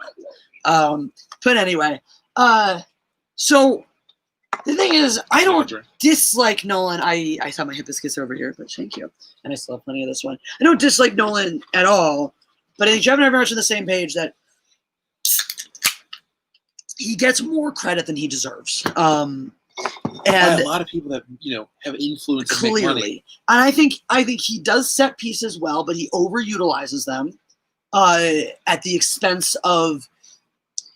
The thing is, I think of all we want to talk about, Christopher Nolan does the best job with story, with telling a good story that you want to hear. But I do think that his set pieces distract from how deep he could go with the story, if that makes sense. He does, because you don't ever have that. You talked about the Dunkirk equivalent. Finest Hours is what it's called? Their Finest. Their Finest, sorry. Finest Hours is another, though, war movie, right? I think, yes. Yes. Long story short, though, like, what was the example you gave why you liked this movie so much? The lesbian story, the personal story. Yeah. Dunkirk, it's not personal. It's very, like, war. And that's the thing I like. I don't like war movies and prison movies for a reason, because usually they're very personal and you feel like you're in there with them. And you're equally trapped. Like, yeah, I'm not conflating, like, whatever, but you're in a service, like in the military, you're in this war, like a Vietnam War. It's an ugly war. It's this, it's that. You're trapped in there. You're watching your friends blow up. You're, like, in that movie with them. You're like, oh, shit. Saving Private Ryan is a fucking trip. You're like, yeah, Tom Hanks, I get why. Like, I almost have PTSD fucking watching your character go through this shit. I get why your character has it. But, like, you know, Nolan does not allow that even in, like, anything. Really, like, Batman. I felt, for as shitty as this is, I felt that there was a warmer Alfred-Bruce Wayne relationship in the other franchise than this one. Yes, you see Alfred cry and all this stuff, but the relationship they built for Alfred and Batman is so, again, cold about certain things. I mean, honestly, in a movie where he does so very little, there's more warmth in Batman Forever between Batman and Alfred. I almost took Batman and Robin, because, like, I believe George Clooney's Bruce Wayne would go to the ends that he would go absolutely to save Alfred. I think in the Nolan verse, if Alfred died, Batman would brood, and no one would bring him his letter, and he would go on a fucking bender, and it would be the end of the movie. You'd have a scene where he stood over a grave and, like, shed a single tear. Mm-hmm. Moving on, you know, exactly, brood, exactly. Whereas, like, there's a very, like, fatherly concern in the way he looks after Val Kilmer's Bruce Wayne, you know, and those and the old across the board in the older ones. I think that was. I mean, you know, using the same actor helps. So, Michael Goff, yeah. Loved him in that. But remember, Michael Caine too also had this persona. Like, he was like a Sean Connery. Yeah. So he was this badass action guy. Totally. They have Chris Files, all that stuff. But I just mean, like, this guy's specifically using him across, like, these different franchises. He brings this. He's going to bring the same thing to this role, obviously. Yeah. But which is, like, a warmth that whether it was more Michael Caine's choice or more Christopher Nolan's choice, that warmth wasn't there with Michael Caine's Bruce Wayne, or the relationship between him and him, or Michael Caine's Alfred and the relationship with him and fuckface's Bruce Wayne. So Christian Bale, another guy, he's the perfect Batman for Christopher Nolan, because he's another person who I'm like, he relies on the gimmick sometimes more than the substance. He's a very good actor. He's a very immersive, very talented actor. He is if you want to, he is better in his category than Christopher Nolan is in his. However, there are certain things where it's like you're relying on the gimmick. Give me like, not even give me more, because I don't think he takes away anything from his performance, but he's someone where he's an actor. I'm like, you don't need the gimmick, like you don't have to become emaciated and all this crazy shit for that what fucking movie that he did. Machinist. God, it's so scary. You don't have to put on a gajillion pounds to like. You could have done. Like, I get the dedication and whatever. You could have done Dick Cheney just as effectively in a fat suit and prosthetics. You didn't have to put on, obviously there were still prosthetics, and stuff like that, but you didn't have to put on all this weight for that role and shit like that. Remember when Matt Damon did it for The Informant? Do you remember his diet? 2 milkshakes a day and something else? It's probably the happiest he's been since becoming an actor. I mean, if you're going to make downsizing one day, you got to have the small victories. There you go. If that's where you're going to end up. Interesting you say that, Mediocre Productions, AK, because he would be next on this list. Next on my list, he's my next step down. So Christopher Nolan, good, not great, and gets more than he deserves, in terms of his accolades. I think, like we said, there's a lot to be said about not having my favorite director, Ridley Scott, has had countless misses. So I guess I have to throw down the battle line and say my favorite director too, since we're talking about these ones. I guess I'll say Richard Donner. I'll fucking commit to that one. Dude made great films. The thing is, even some of my favorite filmmakers have had flops as well. So there's something to be said for that consistency. It's not easy. There's something and I think part of it though is going back to some of these things we talked about. Going back to the same actors. That thing's Casey Van. That's not a criticism of Christopher Nolan per se. It was just a response to someone's. It was more of a response to someone trying to give him credit for, the actors in his movies and stuff like that. There's nothing wrong with reusing the same cast if you know what you're gonna. There's nothing wrong with going to a known commodity. But I think that's a perfect way to describe Christopher Nolan: a known commodity. He's gonna deliver on the set pieces, on the big visuals. It's all gonna fall into that same aesthetic that we've seen before. So it's not gonna shock and wow the way it did with Inception anymore, because it's all gonna fall in line with that same direction, that same aesthetic. You're gonna get solid performances because he's only gonna work with actors he knows are gonna deliver those. You're gonna get a story you can follow that's fun. That's like I think Christopher Nolan's pacing is great. His movies aren't boring. I haven't seen Interstellar, but I'm willing to bet that it is one of those 3-hour movies that doesn't feel like a 3-hour movie, because they're not. Even his longer endeavors don't feel like chores to get through. So you don't have slowdowns, you don't have pacing ones and whatnot, etc. Things like that. Now, James Cameron to me does a better job than Christopher Nolan at getting that humanity out of the actors, and in some cases working with unknowns, lesser known commodities. Things like it's hard to say one way or the other with like a Leo DiCaprio, even though obviously he worked with a much younger, untested version of him in the Titanic. It's funny how we're two directors, Leo DiCaprio. Right, they both fucking love DiCaprio. Rightly so. He's a really good actor. Which I think is one of the reasons why sometimes in my mind I confuse these, because there's so many similarities about their filmmaking style. So Cameron, I think, does that. Like he is, DiCaprio, I think it's a hard one to say one way or the other, because you're talking about someone who turned into this incredible actor. How much did James Cameron really do on set there versus just happen to pick, the right guy? Like Mad, yes, you can absolutely get credit for saying this is the guy I want in my movie. He's the right one for the part, and put it back for him. Yeah, because I think they wanted to cast O.J. Simpson as the Terminator. But I think it was Cameron that said he seems like too nice of a guy, which is fucking hilarious. Because unlike Arnold Schwarzenegger, OJ killed somebody in real life. Meanwhile, Arnold's supposed to be a super nice dude. He's apparently very friendly, charming, and personable. That's one of the celebrities I'd love to be before he dies. That would be cool. I'd be legitimately bummed out. Do like Arnold Schwarzenegger. It's not even about the fucking movies. The shit he represents and brings. I wish more people, including myself, had the drive that he did. And he doesn't place blame. I don't care about his politics as governor. That's not what this is about. He was a millionaire before he was ever an actor.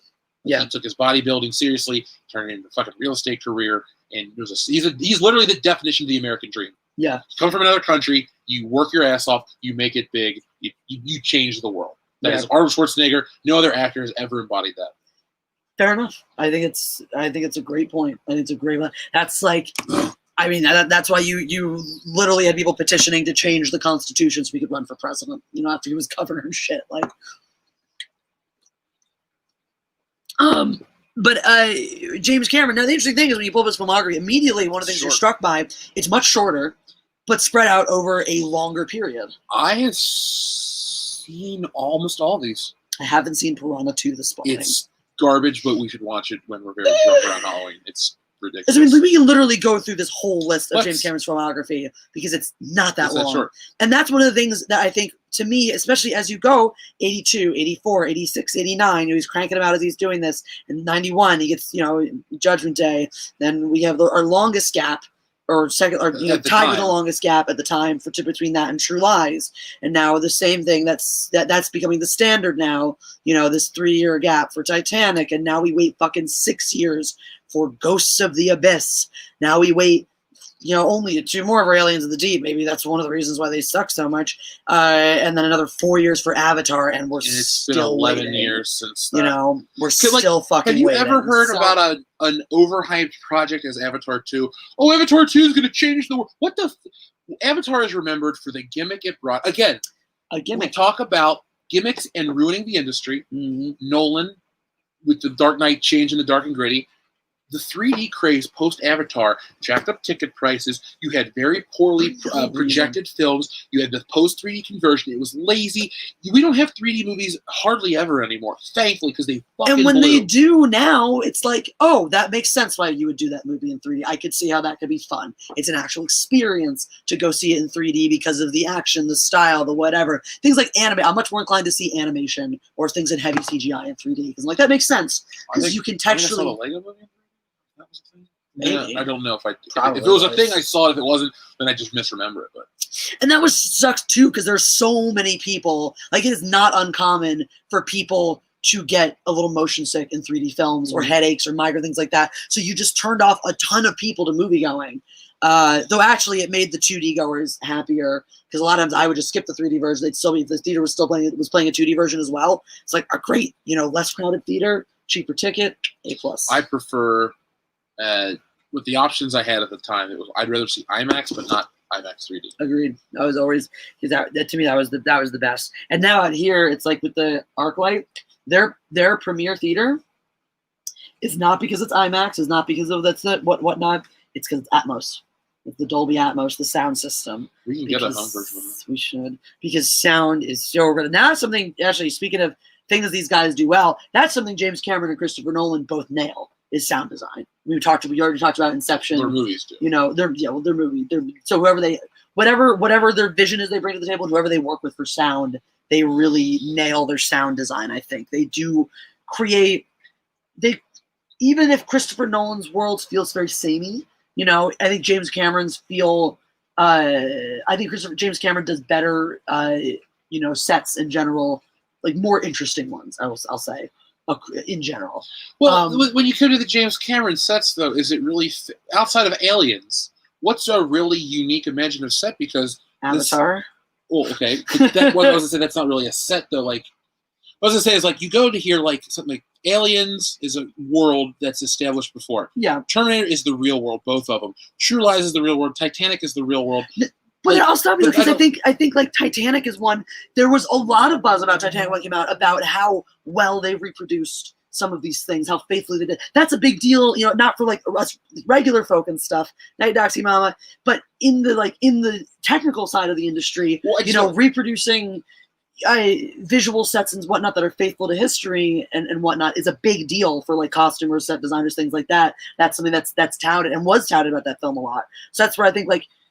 That was something where he paid a lot of attention to that detail. You could have easily half-assed it. You could have easily made changes, updates, done things for your own vision. And I think like having the drive to be faithful to the original one is a good directorial choice that he leaned into and brought it to its fullest.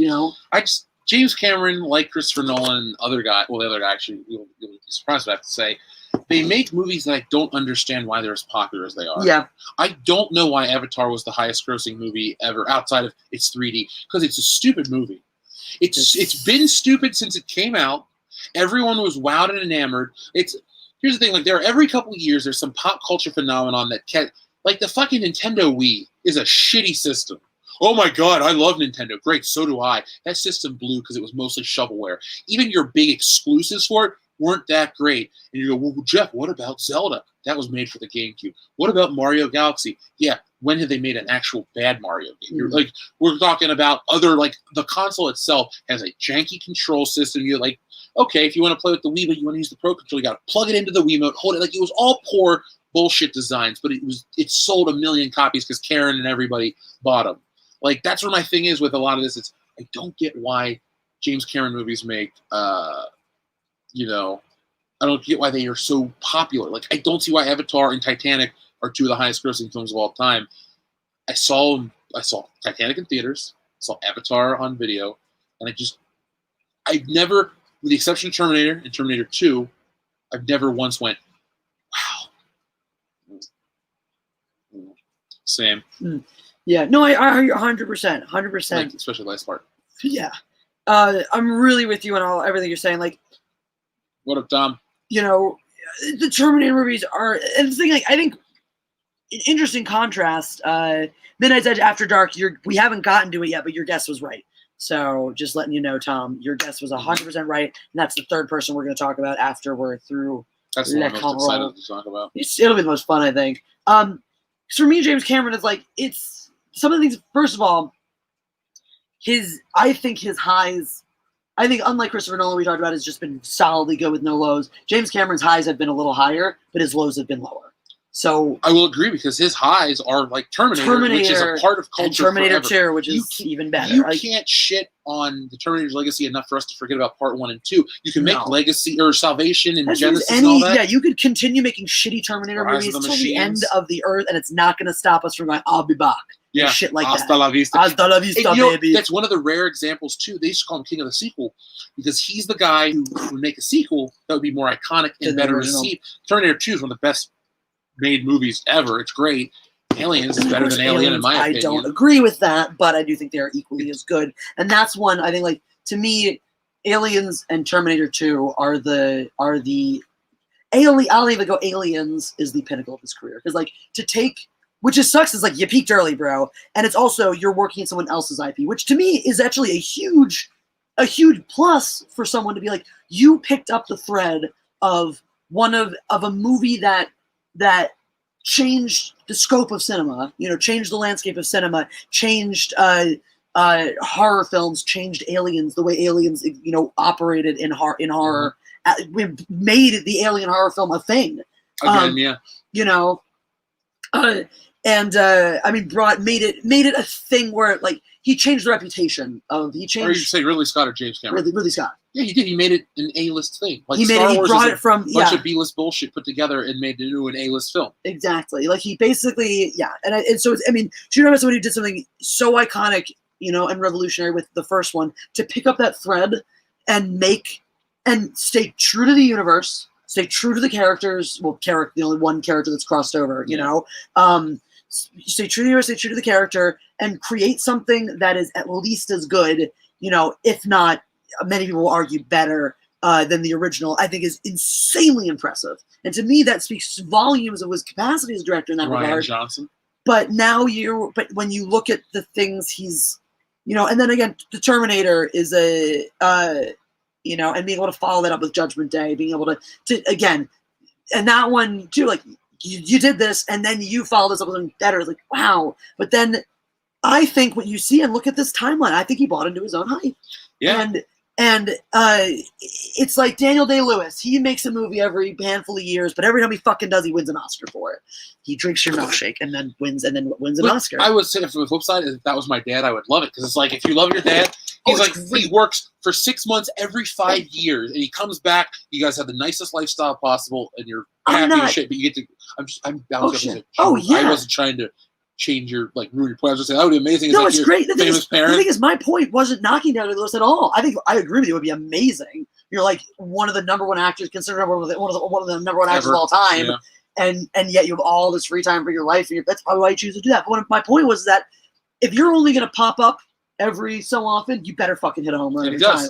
and he does. Daniel Day-Lewis shows up and delivers. He shows up, he does his 6 weeks to 6 months of work, and he walks in with an Oscar. And James Cameron kind of pulls the same shit, but then shows up, and gives you a movie, and you're like, cool. What'll he do next? I don't care, because by the time it happens, I'll have forgotten about him. Well, I think he rides. He's been riding the high of Avatar for 11 years. Also, too, the fact that we're still having a conversation about him, even though he's literally done nothing in over a decade. Well, the thing about Avatar, which is telling, and I've used this on my channel before, is Avatar left no cultural footprint. Outside of 3D releases, which we phased out because it's overpriced and a stupid gimmick. That's it. You can go to Dollar. You go like Ollie's when I film my Star Wars toy videos. Avatar merchandise didn't sell in Halloween 2010. Avatar toys never sold. It was a good-looking movie with ugly characters. And here's the thing. Aliens did not have a toy line back in the day. They had one in the early 90s, long story short. But I'm not using a toy line to describe that. What I'm trying to use is always with merchandise is you spend $12 on a movie ticket, you can spend $500 on merchandise, and you will keep buying merchandise if the property is good. I will buy about Beverly Hills Cop on Blu-ray. Sure. It comes on 4K at the end of the year. I'm going to keep buying that movie. Look at the Terminator movies too. Again, Dark Fate was a total effing flop. If they came out with a high-quality Arnold figure, there's a life-size bust. It's $2,000 and it's sold out. There you go. Because that shit is forever part of popular culture, which 100%. James Cameron has the benefit of creating a lot, and he does deserve credit. And I think the peak of his career is Terminator 2, because that's when you introduce. See, the thing is, for me to have a great filmmaker that you want to talk about changes the game, also brings and makes it better for the next director. What I mean is, he introduced practical CGI and stuff used in a certain way, implemented certain technologies that helped tell and change stories. Question that I don't know: Did he have a hand in the story? He created. That's his story. That's his all dream. That's what I didn't. Oh, okay. I did, because I knew he was like his. I didn't know. I don't think I ever knew that he was. That he created that from nothing. That's him. Yeah, that's all him. Cool. He had a dream about a metal skeleton on fire, and the way he got the movie made was he pitched it to this woman, Galen Hurd, and he sold her the rights for $1 that would revert in 30 years if they could make the movie. So he basically sold his Terminator rights for $1, made the movie, made his career, which is weird too, because that movie made way more on video than it did. That was one of those weird movies that came out, was a hit enough, but video. That's why it took so long to make a sequel. It took 7 years, which is rare for back then. But also shouldn't have happened. That's something. The Terminator 2. Oh, Terminator 2. Oh, Terminator launching to make a sequel. Okay, I thought I meant the lots in the one that came after that. That one shouldn't have Terminator 1 and 2. Yeah, Terminator 2. Yeah. So, but yeah, I mean, I think that's like, there were things. I think he did everything right in Terminator 2. Like, to me, flipping. Wait, James Cameron didn't make Alita Battle Angel, Shadzar. Didn't Robert Rodriguez direct it? We're talking directing, not Robert Rodriguez still directed it. Because if we're only talking about directing. Because if we're talking producing, then Steven Spielberg has to be brought up every time we bring up Back to the Future. Because Steven Spielberg presents Back to the Future on the poster. He doesn't, that's one of the things. I think that's obnoxious. I don't know how much he's produced since then, but it's one of those things. I'm not doing anything else. I have all this money I have all my Avatar money. I'll go produce a movie and to get my name on something. It doesn't fucking count. You didn't do any work. Because that wouldn't be fair to that movie. Exactly. You did literally nothing. You just put money at it and then sat and watched the final cut and went, "Yep," and that's all you did. The reason also, when people are like, "Well, what about James Cameron's take on this and that?" James Cameron can be bought and sold, because there was 2 Terminator movies ago. There's a video that came out about him talking about how he approves of it and how he's so behind it. Look, it was right on the cusp of him getting his rights back. Look, it's like why George Lucas keeps his mouth shut about Disney. It's about playing the game, being good at business. I respect that part about him. That's not me digging, knocking, but I also don't take his word as scripture, because he has shown himself to be compromised. Agreed, and he's one where it's like I think he. Whereas again, like I said, I think his highs have been much higher, and I like Aliens and I like Terminator. The Terminator movies better than anything Christopher Nolan's made. Same. I still think Christopher Nolan gets that. In that better cat, and some of it too, and like a lot of what we're talking about with this mediocrity, the overhyped, is it's not that these guys necessarily go out and do anything wrong themselves. It's just very frustrating as a film goer to deal with a lot of people to deal with the popular opinion that seems to us to be so far off the mark, and clearly to some of you as well. Literally, I don't doubt that, but when we're talking about someone's work as a director, it's even if he did work, even if he actually might be unfairly minimizing his role in Alita or something, but it's not relevant to the discussion because it's a completely different job. So it's if you want to talk about James Cameron, the producer, that's a different conversation. Any like you said, Spielberg too, talking about it because a producer's footprint on the film is so different. Because then we have to go back to Nolan and bring in the Dark Knight and Batman versus Superman. He's got credits on those movies. Absolutely. He's the producer, executive, whatever the hell he is. He holds the same role that James Cameron holds over Alita. So while I understand the community's love of Alita, and I have nothing bad to say about the film in general, Cameron does not. It's not his movie. Credit. It's not his movie. Producers get credit for. You typically, if you want to give them the most credit, a producers usually get in terms of the creative process is picking the movie. A lot of times the producer is the one who's like, I found the script, or I have this idea, or the whatever it is, and hires the people to do all the other parts to it. Found this great screenplay, or someone pitched me this concept for a screenplay. Let me go get a writer. Let me go get to this. Let me go get to that. So they get credit for having faith in the idea, but they don't get the credit for the creative result, Right? Yeah. I'm not trying to tell him. I get it. I'm looking at you for Jesse, we're having a show. I get it. I'm not anything you do or say. Anyway, did you have some super chats? I don't think so, but I was getting ready. I was going to check and see if there's any. So I think it bothers me because it's something like the disparity between the hype on Avatar versus the film versus the disparity between, say, the hype on Inception. What would you say more? Oh, Dunkirk. Like the hype on Dunkirk versus the film is so much lesser in the case of Christopher Nolan. Any of his disparities between the hype and the delivery, it's lesser than James Cameron's gaps. These are all like when he gets overhyped, it's so beyond what he deserves. I think Christopher Nolan deserves a lot more credit for some of the things. Whereas, like James Cameron, again, I think he does story a little bit better. I think he gets a little more nuance of story, nuance of performance from his ad. I think there's more to be said for his talents as a director, literally on set directing actors.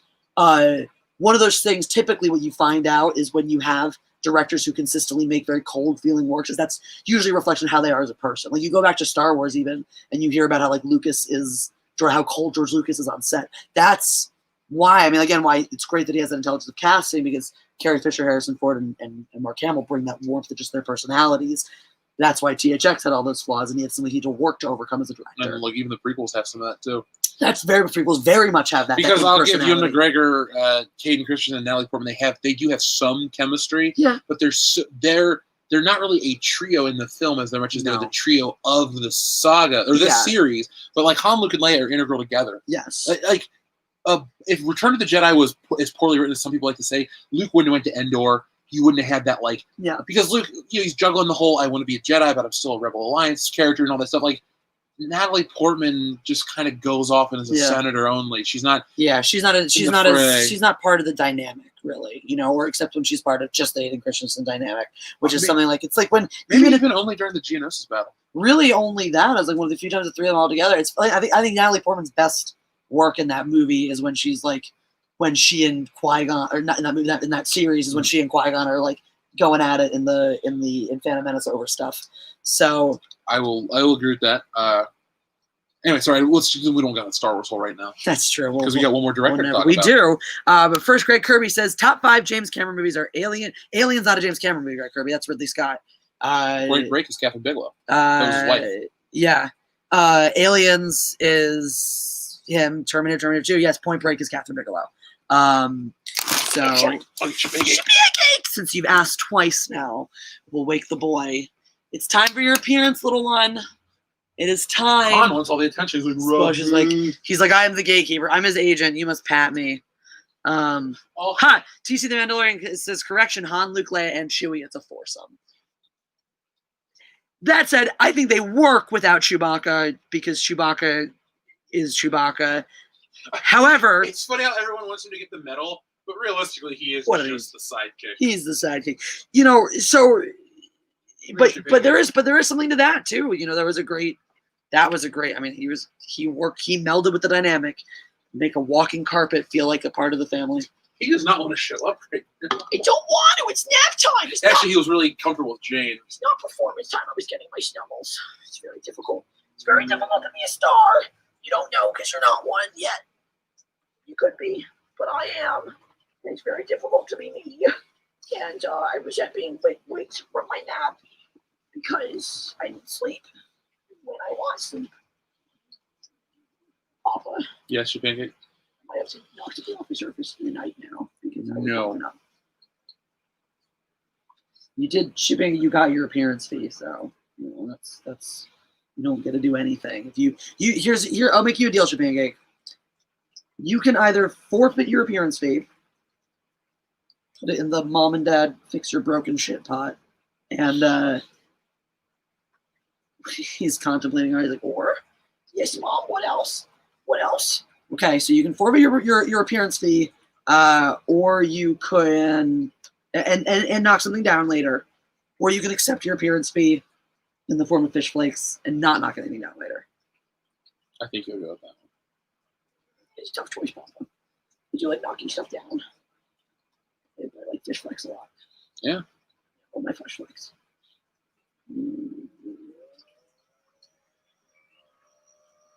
I'll take the fee. Not knock stuff down. Thank you, Sir Pancake. Sounds good. You're very welcome. But very generous. I'm very generous. Generous among It's good. Hey, Papa. Yes, Sir Pancake. Is my contract specify how long I must appear for? No, you go. Okay. Where you can stay. Hey, Papa. Mm-hmm. Will you come pat me if I go somewhere? Eventually, sure, after the show. Not right now. There you go. Well, if you're going to pat me if I'm right here, maybe I'll just stay here and get pats. Then stay here, get past your Pancake. Okay. So if anyone's confused by what's happening, I'm holding Pancake the cat, who is a star. So go subscribe to his YouTube channel, Pancake the cat. I'll go. The fish flakes. Shreds are they're bonito flakes. Have you ever seen these? They're literally I don't know how they're fish flakes from Japan. Yeah, they're flakes of fish. They put them in Japanese cuisine for people and stuff too. This one's specifically for cats. And so they're literally just like they're like they're thin flakes of fish. I don't know how else to describe smoked fish with a heavy smoke smell. Very smoked smell, very fish smell, and he loves these. So that is why it's like that joke about there's like a Muppet that like puts his face in cocaine or whatever and pops back up. That's with him with the some of the fish flakes. Like, it's like when Mrs. Doubtfire or when Robin Williams puts his face in the pie. And Mrs. Doubtfire, hello, like that. That's what Pancake pulls out of the thing. Hello. Let me just say, what a great movie Mrs. Doubtfire is. It's such a great movie. Now, did you ever seen Gypsy? No, I will. You should watch it. It's great too. But yeah, it's cool with Dustin Hoffman. When we were talking about his work earlier. Yeah. Yeah. No, I yes. So the final altar. Did you see your reflections that Kate said? Yeah. I think that's probably true.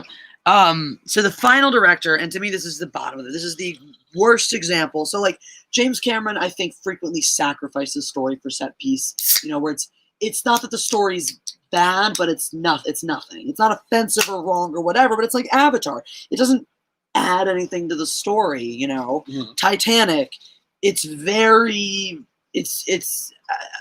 vanilla story. It's as basic of a star-crossed lovers as you can get. You know, it's your fucking. It's the same. Honestly, like, it's like reverse roles, Pretty in Pink. It's literally just Pretty in Pink, but like with the roles, with the woman is the wealthy one and the poor guy and whatever. It's just whatever. But anyway, yes, Greg Kirby. He wrote and directed Aliens. He didn't do Alien. The first one was Ridley Scott. So my example of the worst of this, of the worst, I don't know that either. The person who is all set piece and no substance, who's all explosions, visuals, pretty lights. Because again, I think Nolan and Cameron both have that problem. Hey, look at this. Look what I can blow up. Look what I can. They both. I mean, James Cameron's not an explosions guy, but certainly Christopher Nolan has this in common with the other guy with the desire to blow things up and light them on and light them on fire and all this shit. And so if you can't figure out if I haven't given it away yet, movie Roxas AK's got it. Michael Bay. Yeah. Michael Bay is what Christopher Nolan would be if he didn't make good movies. If that makes sense. I agree, but looking at his filmography, his run was debatable. I don't think he ever made abject garbage. Like Bad Boys is a good movie. Every Transformers movie. I honestly, I know people think like, oh, it just gets bad later. People like the first one. People like some of them. People think they're fun. Then they honestly, go to shit. I got 20 minutes into the first one and left. They were showing it at my student center. They used to do that at the our student center on Sunday nights. They just show like a movie and whatever. And I was like, I've never seen a Transformers film, so let me go check this out. Let me go see what's up. I sat down. I got 20 minutes in. I left. I was like, this is unwatchable. But 20 minutes in, I hated everything about. I had to complain about every single facet of the film. That's fine. I don't want to watch those. I don't think the first one's as bad as the second, third, and I have not seen anything post that. But the thing is, every once in a while he'll pop up something like Pain and Gain, which people don't know about because they've never seen it, based on a true story. And it's the craziest fucking real-life story ever. And he delivers a really funny, good movie with Mark Wahlberg, Anthony Mackie, and The Rock. Like, it's an awesome cast. And you talk about, like, to jump back to the points we made previously, I think he's better with actors than Christopher Nolan. Was Pain and Gain a success, like commercial success? I think so, yeah. Because I remember seeing stuff for that. Pain and Gain. Yeah, on a $26 million budget, it made $86 million. Okay, so it was a commercial success for sure. Yeah, I never felt like I remember seeing the trailers a lot and then seeing the poster places, but I never thought, and I wasn't tapped into its whatchamacallit, reception or any of that. It did look cool. It did look like something I want to watch. It's a small. How Michael Bay is this fucking still shot though? Wait till this one actually is the most Michael Bay thing ever. Because just that shot, the whole scene. By the way, there's a point in this movie where The Rock gets high on cocaine and shoots his own toe off. Oh, that sounds kind of hilarious. It's a funny fucking movie. But yeah. But like I said, he's made some great stuff. Like Bad Boys is not a shitty movie, nor is Bad Boys 2. It's not as good. But like he's made some like The Rock again. The Rock is a really good movie. Now where people lose me is like Armageddon. I hate that movie. You hate that movie. I like it, but to me it's a great one to talk about as a perfect example of why I think Michael Bay scrapes the bottom of this barrel in terms of set piece over substance, visual over substance. I'm not sure how I feel about how it works with actors because I think he does the Christopher Nolan thing where he casts, the flavor of the week. I disagree though, because like Bad Boys is a star-making role for Will Smith. He was just a TV guy. He's even second credited on that film. This is the role. Who was the other guy? Martin Lawrence. Blank his name for a second. Martin Lawrence was a thing at the time. Like he was a known. How deep in his filmography was Martin Lawrence at this point? 90 was it 95? I mean, I don't know. I don't know. So I'm trying to figure out what Martin Lawrence's star power was at the time. Big. But that was one of his. It wasn't his first movie. He was in House Party. He was in Boomerang. That's an Eddie Murphy flick. Yeah, I know about that one. I hate that movie. But like, he was. This is like, 1994. Martin Lawrence is high up there, stand-up comedian. He's doing big shows, like arena shows. He's doing movies. He's had his own TV show for many seasons that had a huge cast with it too. Like it's the most famous he's ever been at a certain point. That's fair. So he went with a known commodity, and then we were talking about earlier. Actually, when we talked about WandaVision, was the supporting. I mean, in this case, it was even lesser known. Will Smith's case, but it's something. There's something when you. I like when you see filmmakers do that, where they take a younger, new upstart and put them with somebody established, who's in the same niche as they would be. Because it helps the younger actor. It's like when you hear the stories about like Sir Laurence Olivier and Dustin Hoffman doing Marathon Man, even though they take very different approaches and whatnot. It's like such an interest. It's such a great opportunity for someone like Dustin Hoffman to get to work with someone like that. Great opportunity as Will Smith, because Will Smith starting out his career. This is the equivalent of like me being an actor and working with Shia LaBeouf. Okay, let's be honest. Shia LaBeouf 10 years ago. But I mean, like Martin Lawrence for who Will Smith is as an actor and a performer. Martin Lawrence, I think, is the perfect. I love Martin. Is the perfect, guru for him. Is the perfect mentor type of role for him. For these, because Martin Lawrence, like Will Smith, is not so much an actor as he is an entertainer, which is again not a knock. It's just a facet of who they are and how they choose the work they choose to do. I think in Martin Lawrence's case, it's when you come into acting, like when you're a stand-up guy, where who acts, you tend to be that because people who that bug to do stand up, I can say with surety, love to entertain people. Some of them, there are stand up comedians who get deep, who dive deep, and want to do that go to that next level. But a lot of the ones, Hicks. yeah, but what, huh? Like Bill Hicks. Sure, but a lot of stand up comedians who transition into doing film, they don't want to necessarily do a deep, intense, this kind of movie. Not interested in acting because they want to do acting. They're interested in acting because they want to entertain people. I think Sam Kinison was the prime example of that. Yeah. In the '80s, when he popped up in stuff like Back to School, and he was on Sure. Married with Children, he was the same, like Martin Lawrence. You get these comedians that are the same. I still it really works. want to see exactly. I still really want to see. I think Kevin Hart is like somebody who's done that, late since. It's like you always get this, you always know what you're going to get, but it always delivers the same. If I was into his brand of comedy, Yeah. I'd be a big. Oh, sure. I think he's one of the more consistent celebrities across the board. If you like what he does, you probably are a huge fan. There's a reason why he's so popular. But like that, I can understand why he is popular, but it's not for me because it's like I get it, dude. You're short. Like that's your shtick to me. Yeah. Like yeah.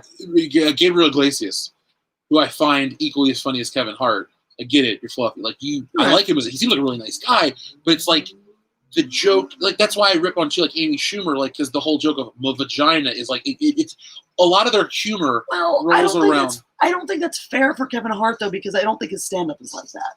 Yes, I'll agree with his movies, but I think they do it well in the way he's got him and The Rock duo, so you're already going for that physical comedy just in putting the two of them next to each other, So it's like, yeah, of course you're going to lean into that joke because it plays well in the situation. But that said, like a lot of Kevin Hart's stand-up is very about his family, about Philly, about like it's a lot more raw, and he's one of those people who's like he's someone whose stand-up presence, it's not as glaring as someone like Robin Williams, but like whose stand-up and whose stand-up work and whose reputation as an actor, there's a divide. Well, it took years to get there for Robin Williams in terms of the stand-up, becoming like this that kind of actor. Because like for a while he had Mork and Mindy was his big thing. I don't even mean with the seriousness. I don't mean like he taking it in the seriousness. I just mean like when he jumped into he came in and did comedy and he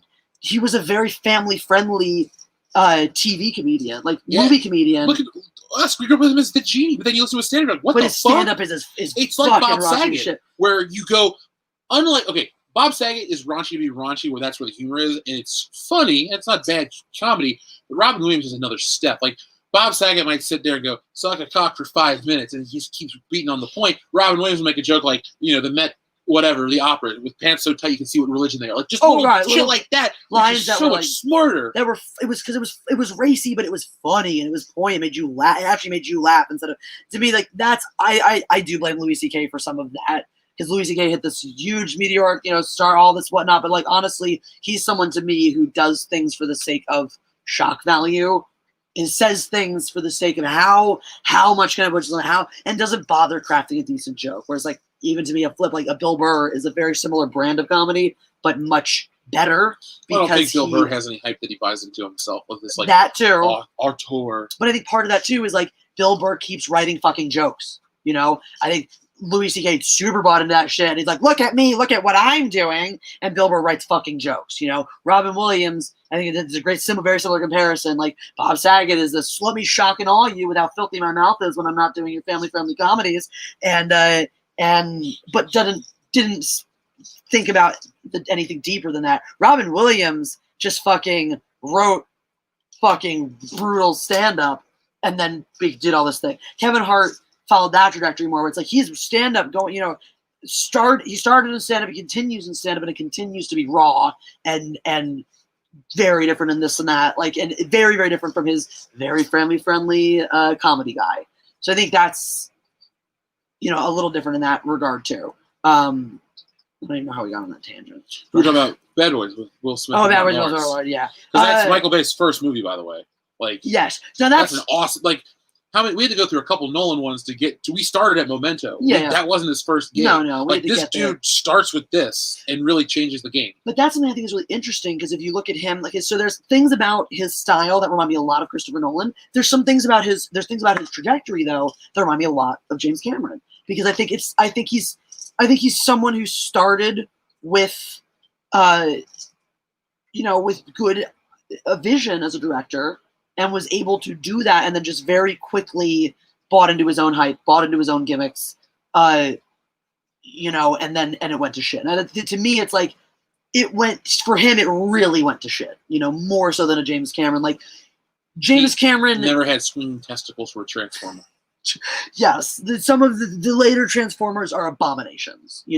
They're absolute. And then, like, Pearl Harbor, there's an entire fucking song in Team America about how much that movie sucks. Now that movie, like, when you go through though, like, his first 3 movies, are, I hate to say it, but they're legendary. Like, you might not like Armageddon. I don't like Armageddon, but it brings a lot. It is a big part of the late 90s, like Independence Day. That's one thing too. I don't know if I would call The Rock legendary. I think it's a great movie. God, it is. In the action genre, everyone regards The Rock as like this iconic thing as Sean Connery. But I know I love the movies. I'm going to try to think in the sense of what you're saying about what they've influenced, the footprint they left, the things they've changed.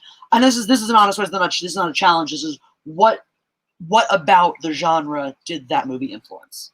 Like, what were the things? Because I agree, it's a great movie, and it's very difficult to find a detractor for it.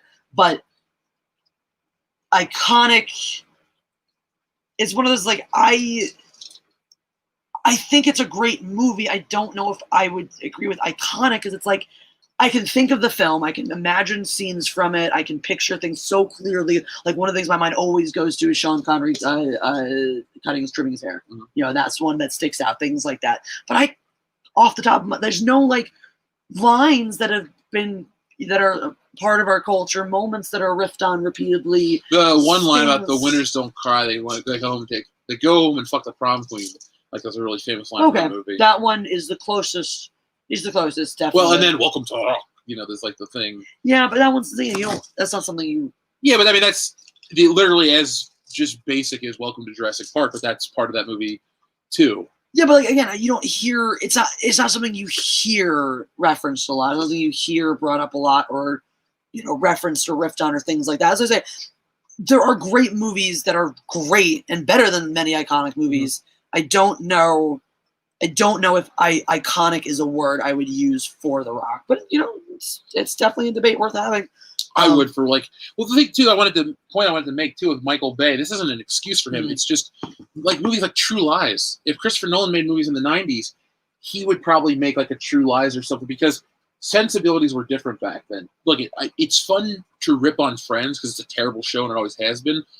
But the sensibilities of when it's made are very clear, and we don't. Because of the internet and this cruelty that people, and really certain people, just go off on tangents, they don't know what they're talking about. But a lot of stuff from that should be looked under when it was created, because, like with a Batman '89, everyone ripped on it during the Nolan era, but now we're back to where it's widely regarded and loved. Like, I still rip on it. What? I said I still rip on it. Well, not the movie so much as just. That to me, like, I think Michael Keaton is the most overhyped Bruce Wayne ever. Not Batman. I think he's a perfectly good Batman. Not my favorite one of all time, but a very, very good one. I would say even he's if he's not a close second, then he's tied with a close second. I only deal in live actions too, by the way. Like, Kevin Conroy is great, but it's not fair. That's fair. But I really just flat out don't like Michael Keaton's Bruce Wayne, and I think it is supremely overhyped. I don't really hear people talk about it much. Usually people go on about the let's get nuts. Like, he has really great, memorable moments. I can't think of, like... But I don't... Ben Affleck only had one shot at it. Well, two, technically. But I don't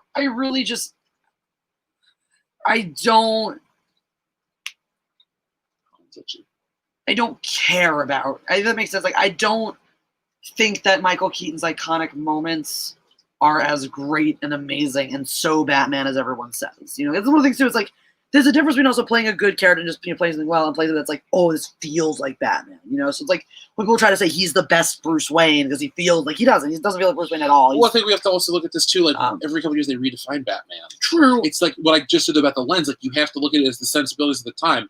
You're coming off of Adam West. Sure. For decades he's the only live action Batman that reached the widespread appeal. Yeah, you had some serials. No one gave a shit about him now or then either. But like you had this, it comes out, it's this new thing, it's different. I don't think these movies are perfect, nor is he perfect. I don't think there's ever been like with Batman, if you break it down with the duality, which I usually don't. But if you do, it's about 50-50 because like even you find yourself settling. Like Christian Bale's a cool Bruce Wayne. I don't mind his Batman. It's the fucking voice, and that's such a part of his character. So to me, it detracts. Yeah. Ben Affleck is fine, but I always ask myself, he's the best part of something bad. Is he really great, or is he just the best part of something bad? Yeah, that's an interesting question too. That's a fair point because there's nothing. I don't think there's anything bad about Michael Keaton's Bruce Wayne. But I don't care for it, and I don't think it says. I think one of the things that bothers me too. It's one of those things where people like to act like there's no contest here, there's no conversation. I'm like that's idiotic. There's nothing that's so great or iconic or brilliant or amazing about his Bruce Wayne or Batman that shuts down the conversation. Well, I think the same can be said about the Joker too with Heath Ledger. Agreed. I think that's again you brought up to bring up your point about because he's passed away, people hold it this lofty place. I don't think his Joker is any. It's like I said, sensibilities of the time. Jack Nicholson's Joker influenced a lot across the board for just superhero films in general. Plus, no one ever really shits on that one unless they're only trying to compare. Like, it's a true version of the Joker. Like anyone that wants to go, oh, it's not like Heath Ledger's Joker. Guess what? That shit was made up for that movie. True. So if you want a truer form of the Joker, go back and look at Cesar Romero or Jack Nicholson. And that's I will never say that. It's never right. I don't know if I've ever. It's one of the things. I've even had that conversation before too, where it's like I would consistently say too. Heath Ledger is my favorite Joker, but Jack Nicholson's Joker was more the Joker. You know, I laugh every time I watch that movie. It's fucking actually to be fair, when he does the pencil trick, he goes ta-da. Not that part, but if you listen to it, he goes, "It's gone." Like it's just he whispers it. It's gone. That's the way he does it too. It's gone. There's like a little pause. It's like it's this dramatic presentation. It's gone. That's the only Nolan flick that we forgot to mention this in Nolan. Like he has this habit of making the movie like indiscernible at times. Yeah. Like I can't listen. I can't hear it. It's like what is like you think that makes it better because it's harder, makes it less accessible. I think it's bullshit. Like you should be able to sit down. I don't know what you're actually. I think yes. It's like where Zack Snyder leans way too into his darkness. Christopher Nolan's like, what if you can't hear it? It'll be innovative. No, it'll be stupid. I think one of his if you for sure. even took this argument one step lower, I think Zack Snyder's your next logical step. I agree because I think it's the same thing where it's set piece visuals. This vision he has for these visuals and whatnot, and this is the mark on story. Frequently. Even because I think Michael Bay's the thing that makes Michael Bay's stories suck are that they're cliched. They're so cliched to the point of like, why am I even bothering with a plot here? Like, just show me a montage of explosions at this point. Well, you know, you haven't seen a lot of his earlier work, right? Yeah, no, I have. You saw Bad Boys. I haven't seen Bad Boys in its entirety, but I think that's going back to what I was going to respond to when you were talking about these early movies. I think there's something to be said about a director's transition. So in that way, we can watch. I just knew that I mentioned that about Michael Bay, and then having the same director. The thing in the fall is there's I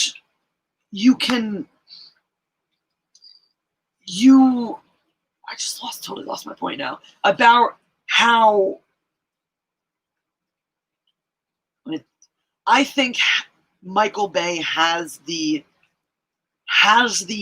knowledge of how to tell a very good story. He just is too lazy to do it.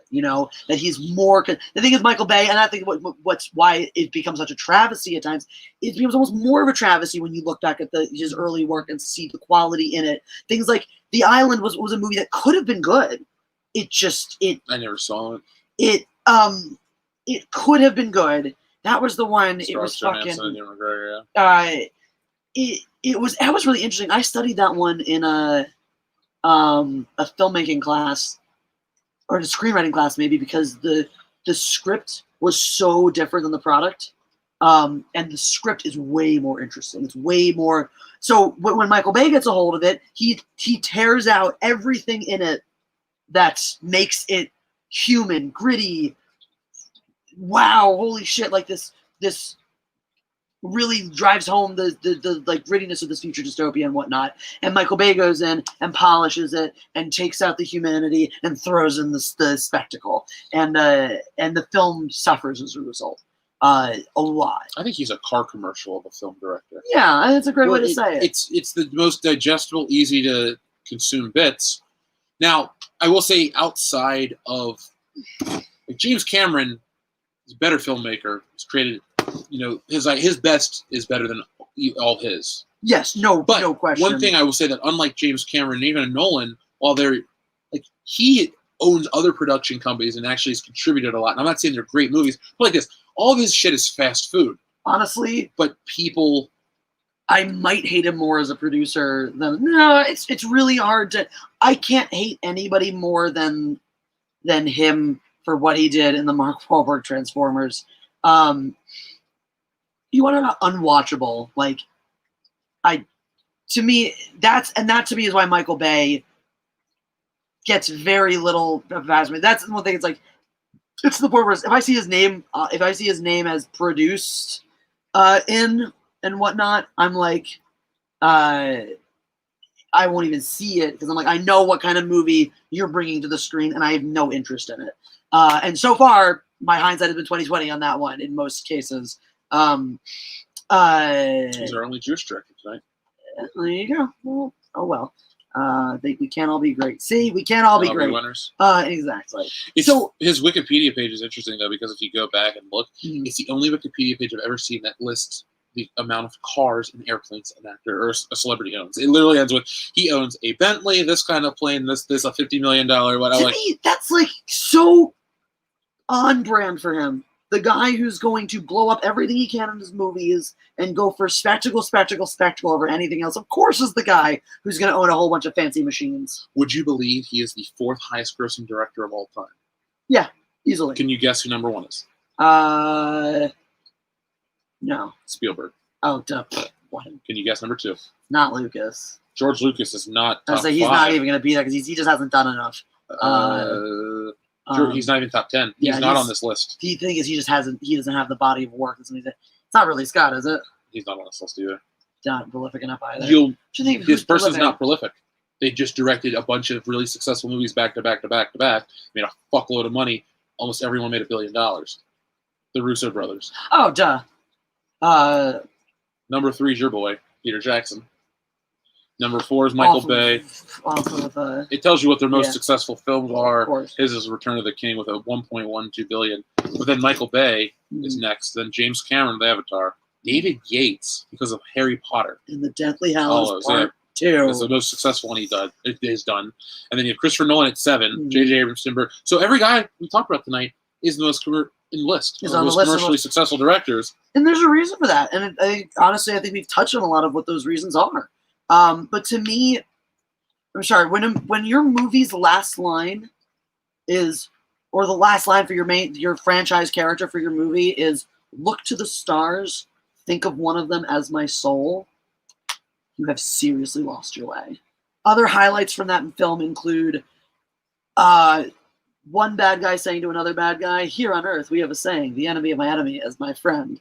And the bad guy robot responds with, I have a saying too. I don't care. And my personal favorite probably is my face is my warrant. You really love Transformers 4. Literally in that situation, Marky Mark's running up to you going, you don't got a warrant. He's a Transformer. Oh, wow. My gun is my warrant. My dick is my warrant. My boot up your ass is my warrant. My fist in your face is my warrant. Literally anything else. I can think of 10 other lines that would work and would be so much better than my face is my warrant. It's ridiculous. I'm not. And this, by the way, this is not like a guy that he knows. This is not like a known character where it would work, where it's like the president of the United fucking States is kicking down your door and he goes, my face is my warrant. That worked. This is some Joe Schmo character we're literally just being introduced to.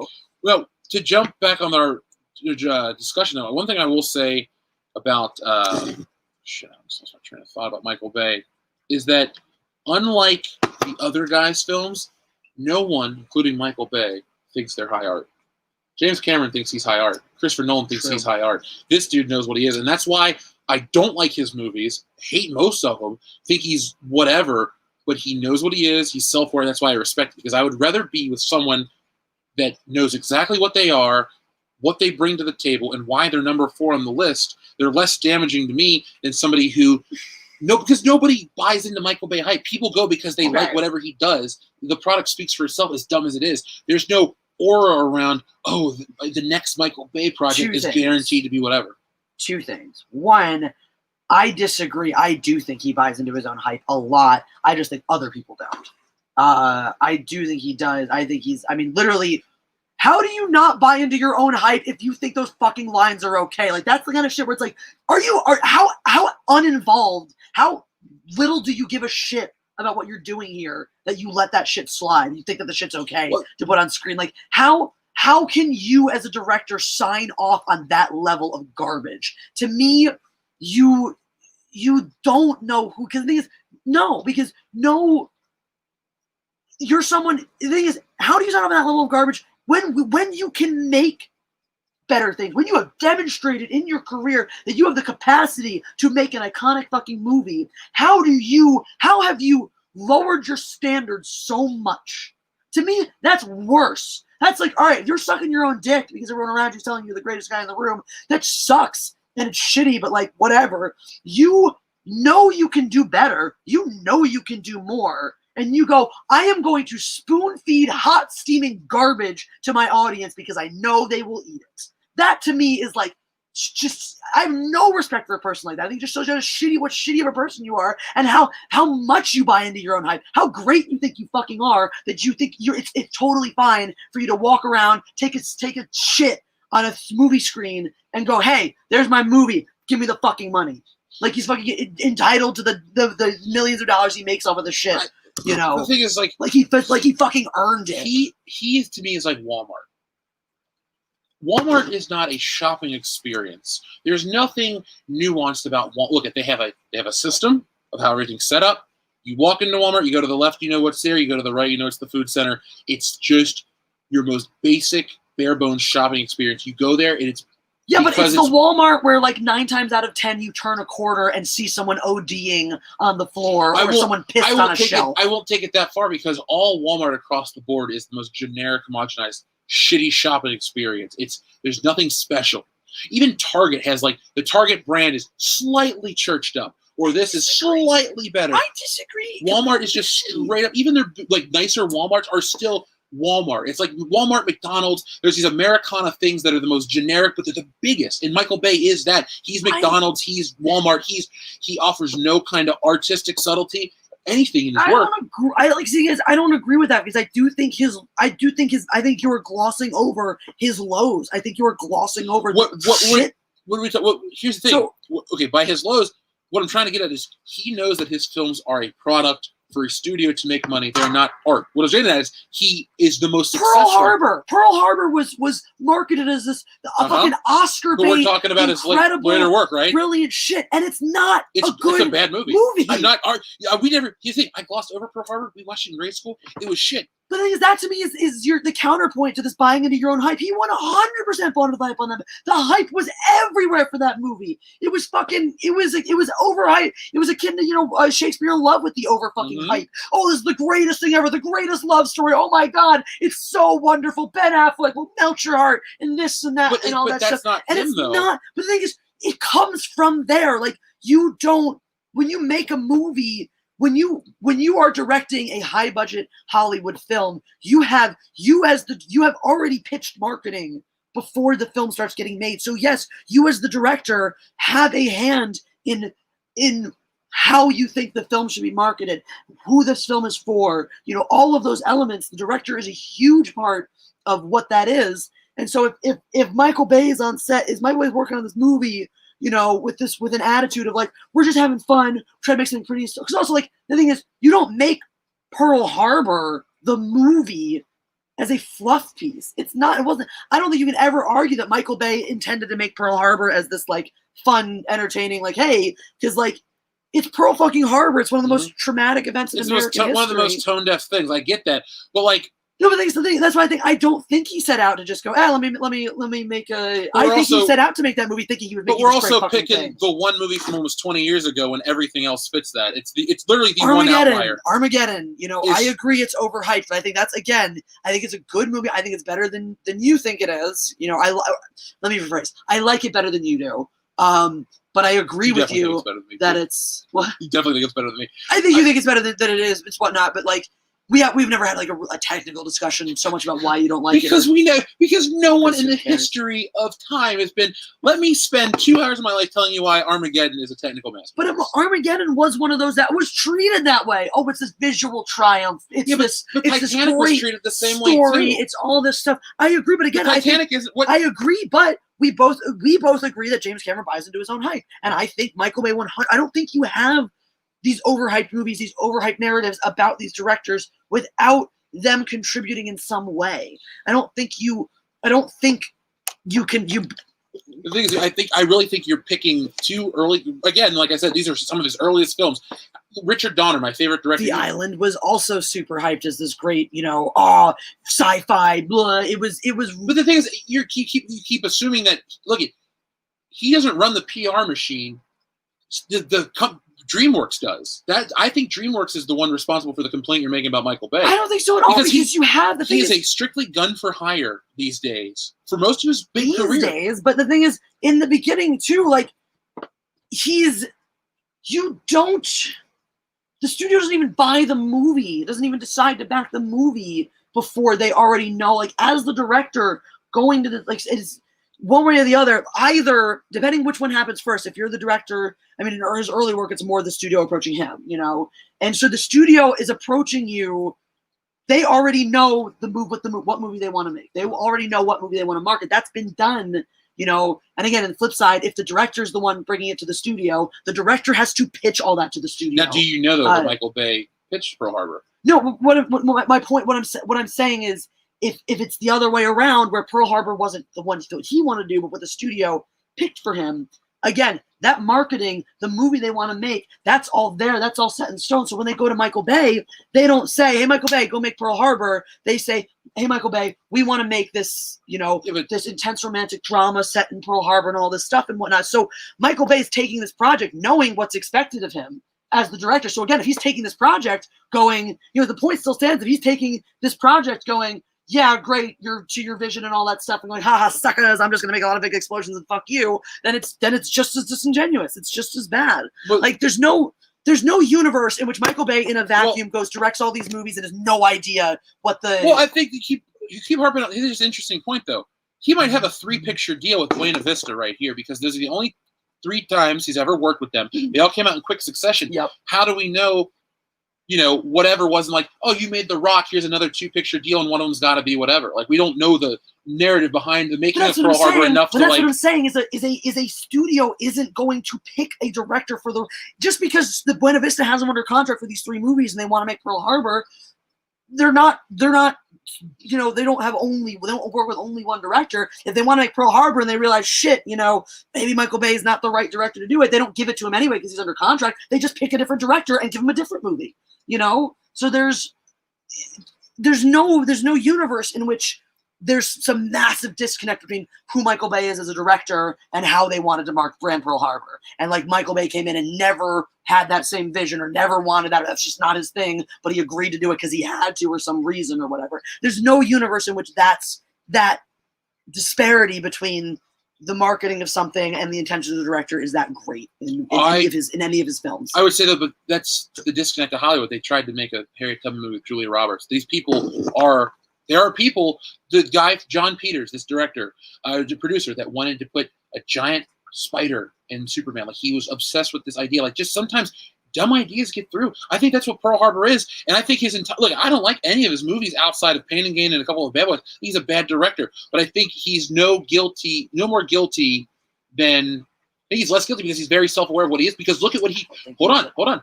Look at what he chooses to produce too with his own studios and his own companies. He is very self-aware that he is creating the most business sense of the word a product. But his are movies, not films. We just talked about producers and directors being very different talented, and I think that's not the case too, because you can go in any of the other people we talk to, and some of the projects they choose to produce on are very different than the types of work. But I think you're putting him into a box that's not fair when we have other examples that would prove the opposite of the what whole we say point about is him. A producer's entire job is to make money.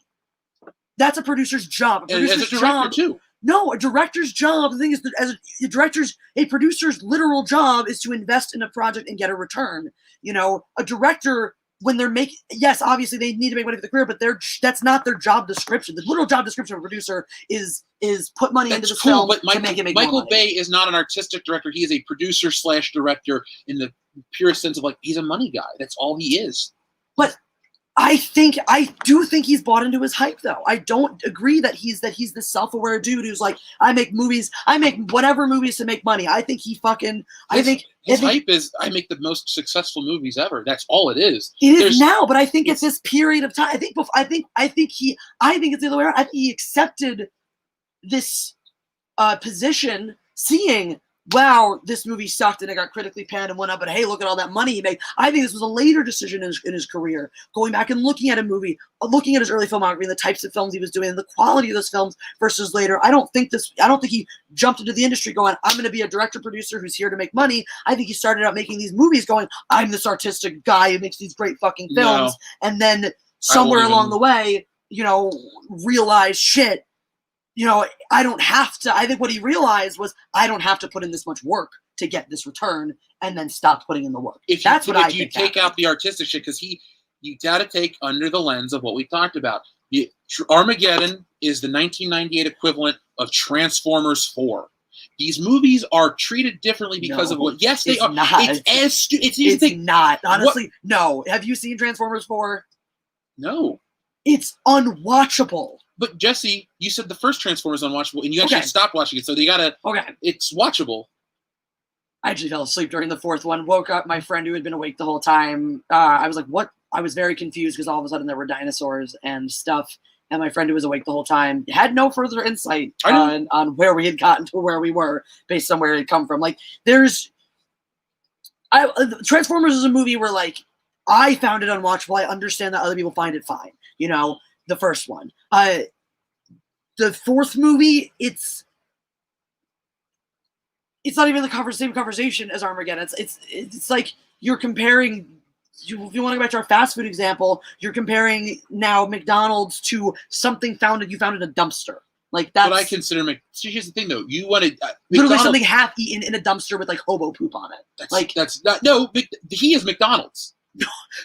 I'm saying what I'm saying is that's the disparity you're talking about. That's the level of difference between Armageddon and Transformers, the fourth Transformers. That's the level of quality difference. Armageddon is not even comparable. The thing is, he's always made the characters with the ridiculous stereotypes and the ridiculous caricatures. It's always a thing. Fucking Peter Stormare's character in Armageddon is just as ridiculous as anything that the racist robots or any of that. He's the space station guy.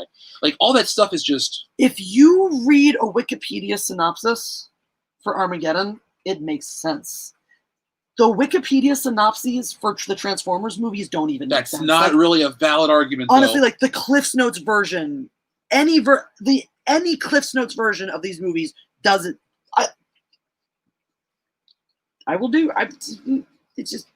which one is that one even called? I don't know. Last Night. I can't remember what it's called. I've never seen it. I had no interest in it. After Dark of the Moon. No, wait. He directed the fourth one he directed the fifth one? Wait, you want to look up Age of Extinction. The fifth one, I didn't even know there. So there's 6 Transformers because there's Bumblebee. There we go. He didn't do anything. He didn't do Bumblebee. He had nothing to do with Bumblebee. That's why I said I would see that. I've seen part of it. It's with John Cena. Yeah. it already starts with 65 million years ago. An alien race known as the Creators used devices called seeds to cover Earth with an alloy that will one day be called transformium, wiping out the dinosaurs in the process. In the present day, geologist Darcy Terrell excavates the transformium for KSI Industries, who use it to build transformer drones. Now, there is nothing more retarded about that than unobtainium from Avatar. Hold on. 5 years after the Battle of Chicago, the people have started to view the Transformers as public enemies. Though the public believes that the Autobots were granted sanctuary, they are in fact hunted down by a rogue CIA Black Ops Division cemetery wing led by opportunistic, corrupt intelligence operative Harold Attinger, who believes that all Transformers should be exterminated regardless of their faction. Okay, so what's hard to comprehend, though? First of all, I'm pretty sure that's the guy. That's the red-faced guy. That's cool, but why has the public been led to believe that the Transformers were granted sanctuary when in reality the government's actually hunting them down? Like, already there's a plot hole there. No, it's the same as like hold on. Because it would make sense if the public was pro Transformers and they believed this. 5 years after the Battle of Chicago, the people have started to view the Transformers as public enemies. Yeah, but the thing is, started to view, meaning at one point in time they had viewed them as heroes. Correct. And there's no, because of this Battle of Chicago, I think, where they fucking save everything, and there's no context to this paradigm shift. No, it's the exact thing with the Sokovia Accords in the other Avengers movie, where because of the destruction that whatever battle caused, it's the same response. It's like Ghostbusters. They saved the day in New York. But all the shit they did in the first movie, all the laws they broke, all the lawsuits, they ruined their perception. So, like, it's not an uncommon trope for you having, like, your character, your hero, fall out of favor. Fine if they fall out of favor, but again, that's the thing. You can't. There's no started to. Okay, the public's fallen out of favor. Started to view the Transformers as public enemies. To me, that's like, yes, so this is a more recent development, sure, but again, no context, no explanation for why this suddenly happens. You know, which you don't have, again, there's a reason you don't have to have, but then if we're starting, if we're starting out, there might have been like a montage to show you the state of the world now, well, but not like a montage to catch you up, like a montage of like, this is what it is like today. Well, yeah, but no other franchise that multiple does that either. But the thing is, so if we're setting the stage for our world, if we're laying the backdrop for our world where Transformers are public enemies, we don't like Transformers anymore. We've turned against the Transformers. We don't like them anymore, which is how they set it up. You know, why do you have the government lying about granting them sanctuary when they don't want them anyway? But you're actually hunting them down. You're already starting on a flawed premise. Faulty premise. Did they say CIA? Yes, but it's like it's also clear, and they're like they tried it. It's like the whole thing is they set up this character, and the whole thing is they set up this character as the bad guy because he hates all the Transformers no matter what and stuff. But he's part of it's not like he's a rogue faction. He is from the CIA. He is with the CIA. He is authorized by the CIA. Isn't he already a rogue faction? Isn't the CIA not supposed to operate on American soil? Maybe. That's just like a rule, though. That's not like in the movie. That's the thing. Like when we watch Burners, the CIA is not supposed to operate here. So that I'm not making it. I don't like when I ever watch this movie, but I think okay, that's fine. But I mean, it's just like I'm just saying, you're watching the movie. This was all very confusing in the beginning, like where you're not clear as the audience what the public perception is of Transformers. I've watched the Mahler style video on this. It looks like dog shit. It's not clear, you know. It's not clear at all whether this guy is operating with or without government. But I think there's stuff too where it's like the government did this and this, so they try to like go to the government to get help because they're rogue. It's like basically, even though they're a rogue faction, they still had government back. It was like it was very unclear. Do they have the government support or not? Because now Mark Wahlberg's on the run and nobody will help him, including the government. So what's going on? I'm glad I've never watched this. We continue. Also, like, have you ever seen a Wikipedia plot synopsis this long? Yeah, there's honestly a lot of movies I like Star Wars and shit going on. But yet, I don't think Wikipedia is a good example. Like in school, they teach us you can't use it as a source because this is a user-submitted description. By the way, that is completely different now. I don't know if you're aware of how that shifted. I graduated from school so many years ago, more recently than you even. But that when we went to college, that was the standard. It has shifted. Wikipedia is now. From what I understand, absolutely. I think also one of the things that also, do you remember what's one thing that's changed from when we were younger, when it was newer? Mm-hmm. The correction time. Like if you go and purposely tamper with an article, the average correction time is a couple seconds. Couple seconds. You know, so there's not as much. There's not as much misinformation on Wikipedia as there once was. It doesn't give you the whole story, but it definitely doesn't, that. According to Movie Blocks, he says they still tell us we can't use Wikipedia. Well, that's them. But I mean, it's like, I mean, where even is Mark Wahlberg's character so far? Oh, it's in here where I'm like, what is even happening? So, yeah. Alternative versus the brothers. They are aided by Lockdown, a Cybertronian bounty hunter working for the creators, promised to give Adinger a seed if his division managed to capture Optimus Prime. That Cybertronian bounty hunter, I think, is the I don't care guy.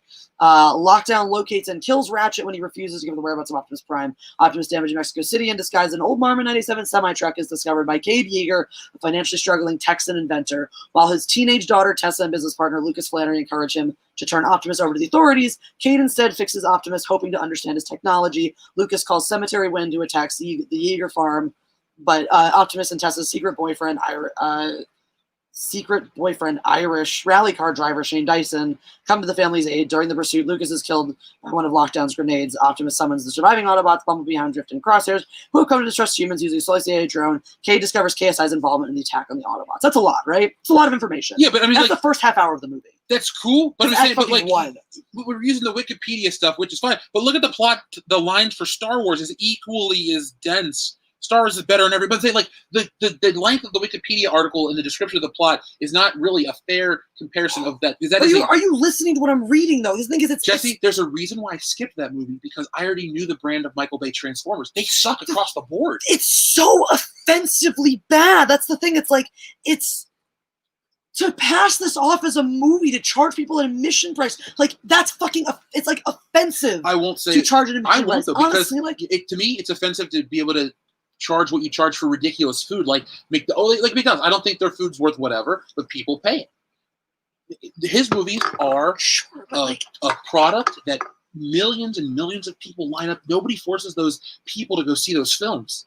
But the thing is I think people are chasing the high. I think people are looking for Michael Bay to reclaim some of his, that old spark or this whatever it is. So long. You might be able to break it down to he had it for one or two movies 25 years ago. Well, I definitely know that he has or does, but I think that his reputation, because he had, I think his reputation, I think the majority of people see him for what he is, but I think there are facets of the accolades he got from his earlier works that have followed him, and so people still hold him in their minds as this filmmaker who's like, oh, it's Michael Bay, I'll go see it, and have better long-term memory for Michael Bay than short-term memory, if that makes sense.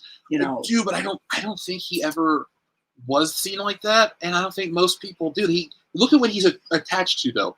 He's IP guy. He's as bad. He's like small Disney. But I think that's also Ninja Turtles, Friday the 13th. Like he's just crap products. It's like you come in and out. He's not making art. He never was, and I don't think he ever thought he was. I do think he did think he thought he was at one point. I do think that he actually, I think he bought into his hype at one point, and I do think that he did bad. I think he did very bad. He's done bad across the board, and I think he is largely responsible. For even some of the things we talk about, the problems with the later James Cameron and Christopher Nolan works that are all visual heavy. I think Michael Bay is very responsible for that big visual, big explosion, grand scale, mass destruction. Mm-hmm. Look at films that he influenced, like Con Air. He didn't direct that shit. So many people confuse Con Air as a Michael Bay film because of the influences. Because it looks like he has a visual look. One thing though, it's interesting since we talk about these guys. Basically, James Cameron stopped making that type of movie. Michael Bay picked up right there because True Lies is 94, 95. Then James Cameron, that's when I think James Cameron started buying into his hype when he made Titanic because he had people blow him, probably literally and figuratively, how great it is. That movie is a fine, in quotation, it looks good. It's a fine movie. I don't really have problems with it. But again, I cannot comprehend why it made all that money and why it's so well regarded. With Avatar, same thing too. But I don't ever hear people praise Michael Bay films. He's a punchline, and I think he knows it, but he doesn't care because his Wikipedia page ends with "I got a Bentley and a jet." How tacky is that? That is his outlook. I think to me though, that's why I hate him. That's why I hate him, because I think you have all this money, power, and influence as a filmmaker, and you choose to take shits to pad your pockets. To me, it's like the ugliest versions of capitalism. You know, it's Jeff Bezos, who could fix so many world problems, but whose number one concern, like, again, I don't think this is his responsibility to go out and do it, but when his number one concern is becoming the world's first trillionaire, I'm like, fuck you, dude. Who cares? You know, it's someone getting rich for wealth's sake and forcing us all to eat his shit in the process because he's so fucking great. I think that, to me, is so much more obnoxious than someone who just lives in their little palace of thinking they're great, you know, better than they are. But I think Jeff Bezos' contribution to society is a different discussion, because it's already better than anything Michael Bay has given us. All of them, you know, because he has impacted the way we live. Sure, you know, and the way we shop and the way we consume. Sure, but I mean, Christopher Nolan's made good movies. James Cameron's made great movies, but like, it's just movie one experience. It hasn't changed the way we live. Yeah, no, but I'm saying, like, you have the ability in every facet to make good movies, and you choose not to.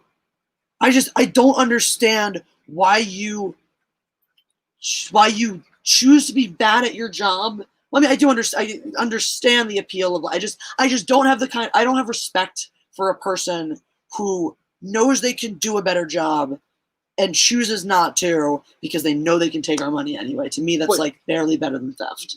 I disagree that that's what he does, because he knows what he's doing. Studios know what he's doing. They want what he does. And the audiences want it too. It takes a movie to fail for them to stop making Transformers movies. It's look, at all this, at the end of the day, big budget stuff is all about making money back. And his shit, for as garbage as it is, it does that every time. Yeah, but again, I don't think that's not, like, none of those things being what they are, none of the pragmatism or the, you know, positive result for him makes me think any better of him as a person. I still think he's a piece of shit for doing what he does. I still think it's too super shitty to do what he does. I don't care. Yeah, you make money, of course. Yeah, he's not 100% to blame because he can't do it. People don't buy into it. But that's like saying, well, Hitler's not 100% to blame for the Holocaust because he wouldn't have it. That's why Megan Fox got fired from Transformers. She compared him to Hitler on set, and he like instantly. It's one of those things where it's like it's such an easy one because like because it works for the comparison, but like, no, I'm not trying to say Michael Bay is anything like it or anything like that. I'm just saying, like, just because somebody empowers you or enables you to do something doesn't mean you should do it, and doesn't exonerate you from the results of the fact that you chose to do it anyway. But you didn't do anything wrong, though. Like, I mean, it's like, that's like saying that a company that advertises a product like really, really well, consistently underdelivers on the product, but manages to consistently advertise it in a way that gets you to buy it, didn't do anything wrong. But that's not what they're doing. You know, when you buy a Coca-Cola, it's full of sugar, can fuck your teeth up, but you still buy it in droves. Coca-Cola knows the negative effects of Coca-Cola, and they still produce the product. But I don't think that I don't think that exonerates Coca-Cola. Yes, it makes American people stupid and culpable for the shit that happens to them. Like, it doesn't. The thing is, it's like, yes, people who drink Coke and get diabetes and die can't blame Coca-Cola for making the product. Mm-hmm. That I'm with you. Yeah. You know, people who elect to go see Michael Bay movies over and over and over again and consistently leave the theater and go, this movie sucked, don't really have a leg to stand on to get mad at Michael Bay, you know, for that stuff. That same thing, just because you don't have a case to say it's Coke's fault that I did this, it's McDonald's fault I got fat, you know. Didn't someone I think someone literally won that lawsuit though, which is fucking retarded. I don't think you have a case in that regard that doesn't exonerate the company. Like Coke, knowing the tobacco companies. Not comparable at all. Why? You're taking something. It's a completely different topic because we're talking about a food item that has some sort of nutritional value in some regard that doesn't require you have to be a certain age, a Surgeon General's warning, any of this stuff. You're picking a chemical that has, you know, nicotine and all this other stuff that's added in, and we're just comparing it to Coca-Cola. Like they're not. There's no Coca-Cola lobbyists. High fructose corn syrup is more addictive than nicotine, and some of the products that are put into it are as toxic to you as the shit that goes into cigarettes. Like, it's highly comparable. High fructose corn syrup is banned in Europe because it's literally just poison. It's just a can of, you're drinking Coke, you're drinking a can that is chock full of poison, and they know it, and they sell it to you anyway. To me, it's the exact same thing. Coke does not have any positive nutritional benefits outside of being slightly net hydrating, but not even as hydrating as non-sugary products. So they also make other products too that do fit into that healthy aesthetic. Sure, but the people go back to they're a business, and the people go back to Coca-Cola Classic. Like, that's fine, but again, like just because you can get people to buy into the bullshit you're doing, it doesn't make it better that you're doing that. You're whatchamacallit, candy bars, delicious, delicious candy bar. Just because people will buy the product, that doesn't mean that you should keep selling it. That doesn't mean that doesn't make it okay for you to keep selling. It doesn't exonerate you from the fact that you're making garbage and you're selling garbage. Like it. I think you're trying to conflate a moral quandary with an honesty issue, where it's the most transparent thing. It's not. You don't hear Michael Bay movies get the narrative of it's a feminist piece. It's this. It's that. They're garbage movies, but nobody sits and puts all these movements and shit behind them. But there is already, because the thing is, we're all sitting here saying these are garbage movies. When you go see a Transformers movie, they don't show a trailer that goes, "These people, come see my next garbage movie." So then yes, they are being disingenuous. They are falsely advertising. Because what you're saying is that Michael Bay knows he makes trash, but he sells it anyway, then he is being disingenuous when he sells it, because he's marketing it as a movie, a must-see film, must go see it, most exciting film of the year, blah, blah, blah, all this shit that is not fucking true. Well, everything you said is subjective, so it's not false either. Because must-see is dependent, like NBC had their traditional must-see TV. I never once watched it. It wasn't must-see for me, but it's must-see for some people. Some of these things do offer value to some people. There's a disparity between someone who goes into the studio and says, "I make shit movies," and walk out with a big fucking paycheck, haha, yay for me, and marketing a movie. Like there is something disingenuous there, because you're not. Again, unless you're literally showing a trailer that goes, "Next pile of hot steaming garbage for Michael Bay, Transformers 12. Well, no, you're being disingenuous. Then every movie's being disingenuous, because shit that you like, some people hate, and people would say make that exact argument. Because we're not talking about the subjectivity anymore. What you said, what your statement, what your point is that Michael Bay knows he makes bad movies. He understands that these are not good. He does not think that they are, or that people should like them, because he knows they are bad, and yet he tells people to go see them anyway. He doesn't tell anyone to go see his movies, though. I mean, he makes them. That's an endorsement. He makes them and puts his name on it as a director. I hope every director is held by the same standard then, like, moving forward. Because I think we played light ball or softball with some of Christopher Nolan stuff. We glossed over a lot of James Cameron, but I don't like Michael Bay at all, movies, but I think he gets the short end of the stick. I think there are other people. He is just nobody. J.J. Abrams is far worse than Michael Bay, because J.J. Abrams has so much more influence. J.J. Abrams not only influences movie, he influences TV. Well, so going back to your point, though, when you talk about this influence and how people are so culpable because of influence, it's the same thing to your, Michael Bay doesn't make people go see the movies. J.J. Abrams doesn't make other filmmakers copy his style, so why is he on the hook for his influence? The point is, I'm not taking Michael Bay off the hook.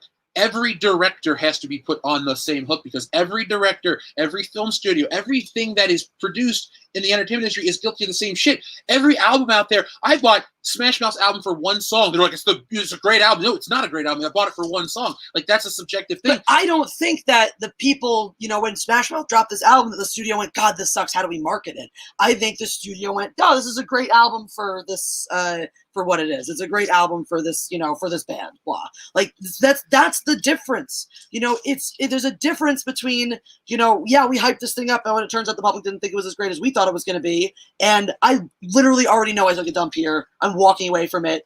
Do with it what you will. Feed it to the people. There's a difference there. But I think that's also, like, if you want to say Michael Bay is not responsible for that stuff because people buy it, people choose to buy it, J.J. Abrams is not responsible for filmmakers who look at him and I'm going to copy that style. Nobody copies J.J. Abrams' style. J.J. Abrams' style. Well, then what has he influenced? Then what has he influenced? He has a lot of pull, meaning they put him on. Okay, what does he have influence over? First off, he tanks 2 of the biggest franchises. So why does he still have influence? Why do people still hire him to do those things? Because he makes money, just like Michael Bay. It's all about money. These are products. So my point is, how come you want to nail J.J. Abrams to the wall for that influence, but Michael Bay is totally not culpable for... What influence are we talking about? First of all, we did talk about that a little bit, about that giving into big special effects at the sacrifice of story and quality, which is something you saw more and more of, from when he started, I think Armageddon does that. I think Armageddon is to me, the better is Armageddon is like Avatar, is his Avatar, because it looks cool. It looks different from other movies, like visually, and going to the asteroid, all that shit. Like the special effects were on point, taking things to the next level with like the space action and the big, visuals for it. But when you go to the actual story, it's as derivative as Avatar. I'd say, though, some of the spectacle and appeal of Armageddon was topped or matched in Independence Day. Yeah. I mean, I don't think Avatar has the benefit of being it actually did break ground and whatnot, but I don't think it's what actually did, it broke more ground special effects wise. It definitely actually it did that. But I think that Mike's thing is, Independence Day doesn't sacrifice the story for the boom. I think Michael Bay's, I think that exact attitude that you don't have a problem with, this, hey, look, guys, I can sell hot steaming garbage to the masses if I blow enough shit up. It has had a massive and terrible influence on filmmaking. I think that's again, we go into the era, we move into the end of the 90s, into the 2000s, and how many mindless action films do we have that are all bigger and bigger booms, and then Bourne comes in and fucks up the even now we can't even enjoy the fucking, smaller fighting because they fuck all that up shit up, but all that big giant boom and fuck the story, fuck the characters, fuck the narrative, that's Michael Bay. That's Michael Bay proving to the industry, you don't have to try. Here you go. And you don't have to fucking try. His expiration date's passed. Unlike, in general, his movies aren't. But the footprint of the legacy is still there. That's the whole thing. It's a different kind of influence. Not influence because a studio is going to hire him to make the influence or whatnot. He left his mark on filmmaking because he taught other filmmakers that you can make shit and make money. Why put in all this work? Why he's that I think that producer director mindset was so bad for blockbuster movies because it's that idea. Let me lean into the producer brain over the director brain and go, I can sell this. How do I put in the least amount of effort for maximum return? Which, in facets, that's a great model. If you're working in a product-based, industry that doesn't rely on creativity, and the problem with Hollywood, one of the big problems with Hollywood is that the producers are so focused on their product-based industry that they don't give a shit anymore about the product, what the product actually is, and whether people like that. And Michael Bay 100% contributed in big ways to that culture, with movies like Armageddon, like Pearl Harbor, like Transformers. I mean. One of the things that's unique to Michael Bay is the disparity between box office and critical response. There are very few. I think he probably has. If you were to look, I would guarantee you he has the largest disparity between box office success and critical response for a film. And that precedent and that attitude towards filmmaking has completely sucked the heart out of Hollywood. That's one of the major facets that contribute to this derivative, overdone, redone, why take risks because risks are hard culture in Hollywood. I think, though, you're lumping him in, your problem starts well before him. James Cameron is that logical extension, and other people are guilty at the same time as well. For what about, okay, let's see. So we'll do comparable action films of the time. Since we're talking about everything under that lens. Like, Transformers is a dumb, stupid movie. When your biggest movie of the year is Spider-Man 3, it's where you are. Transformers, I don't even know what came out in 2009 outside of Transformers. But Spider-Man 3, it's a different conversation because Spider-Man 3, it's like the Last Jedi effect where, like, and I don't know what the box office looked at or the drop over this and that. It's like people were going to go see Spider-Man 3 because Spider-Man 2 was phenomenal. But Spider-Man 2 made so much less than the first one. It's the least successful. True, and I think sucks. I think the financial success of Spider-Man 3 is a direct reaction to the quality of Spider-Man 2. So you really, you should really transpose more of that box office in terms of what we're talking about its success. So I don't think it's fair to put that one, there because it's different. Well, let me look at what else came out in 2007. I was going to say one of the Pirates of the Caribbean movies because I think those are pretty brainless. Like, they're better acted, but they're just as generic and ridiculous. Like, we don't like. There's a period of time where there's no identity to anything. I don't agree because the thing that the first Pirates movie did that it tried to do in the second one and the third one and then lost its way after that was. It grounded its aesthetic in like pirate lore, pirate myth, pirate legends, and I think that immediately gives it a lot more substance than whatchamacallit. So 2007 did not have a lot of great movies. Sure. Pathfinders. Let's see. I Am Legend was what you love. Hannibal Rising. Mr. Brooks never saw that one. Butterfly and a Real Game Plan. Inside. The Devil Knows Before You're Dead. So Ginger Viking Jesus clearly disagrees because he sent a super sticker saying, nope. You can disagree. You're always allowed to be wrong. It's fine. But thank you for the super sticker, Ginger Viking Jesus. Sorry, carry on. I was saying, like, there's really not a lot for it. Like, 2007 in film is not a very super strong. I mean, you have good movies like No Country for Old Men. No Country for Old Men was a huge film. I didn't say anything besides that. I'm just talking like I'm trying to compare apples to apples because look at No Country for Old Men made a lot of money. What did it make?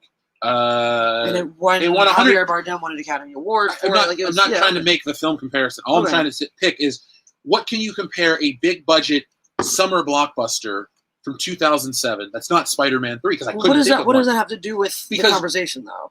The point I'm trying to make though is you want to bring up Armageddon and all these other movies. Like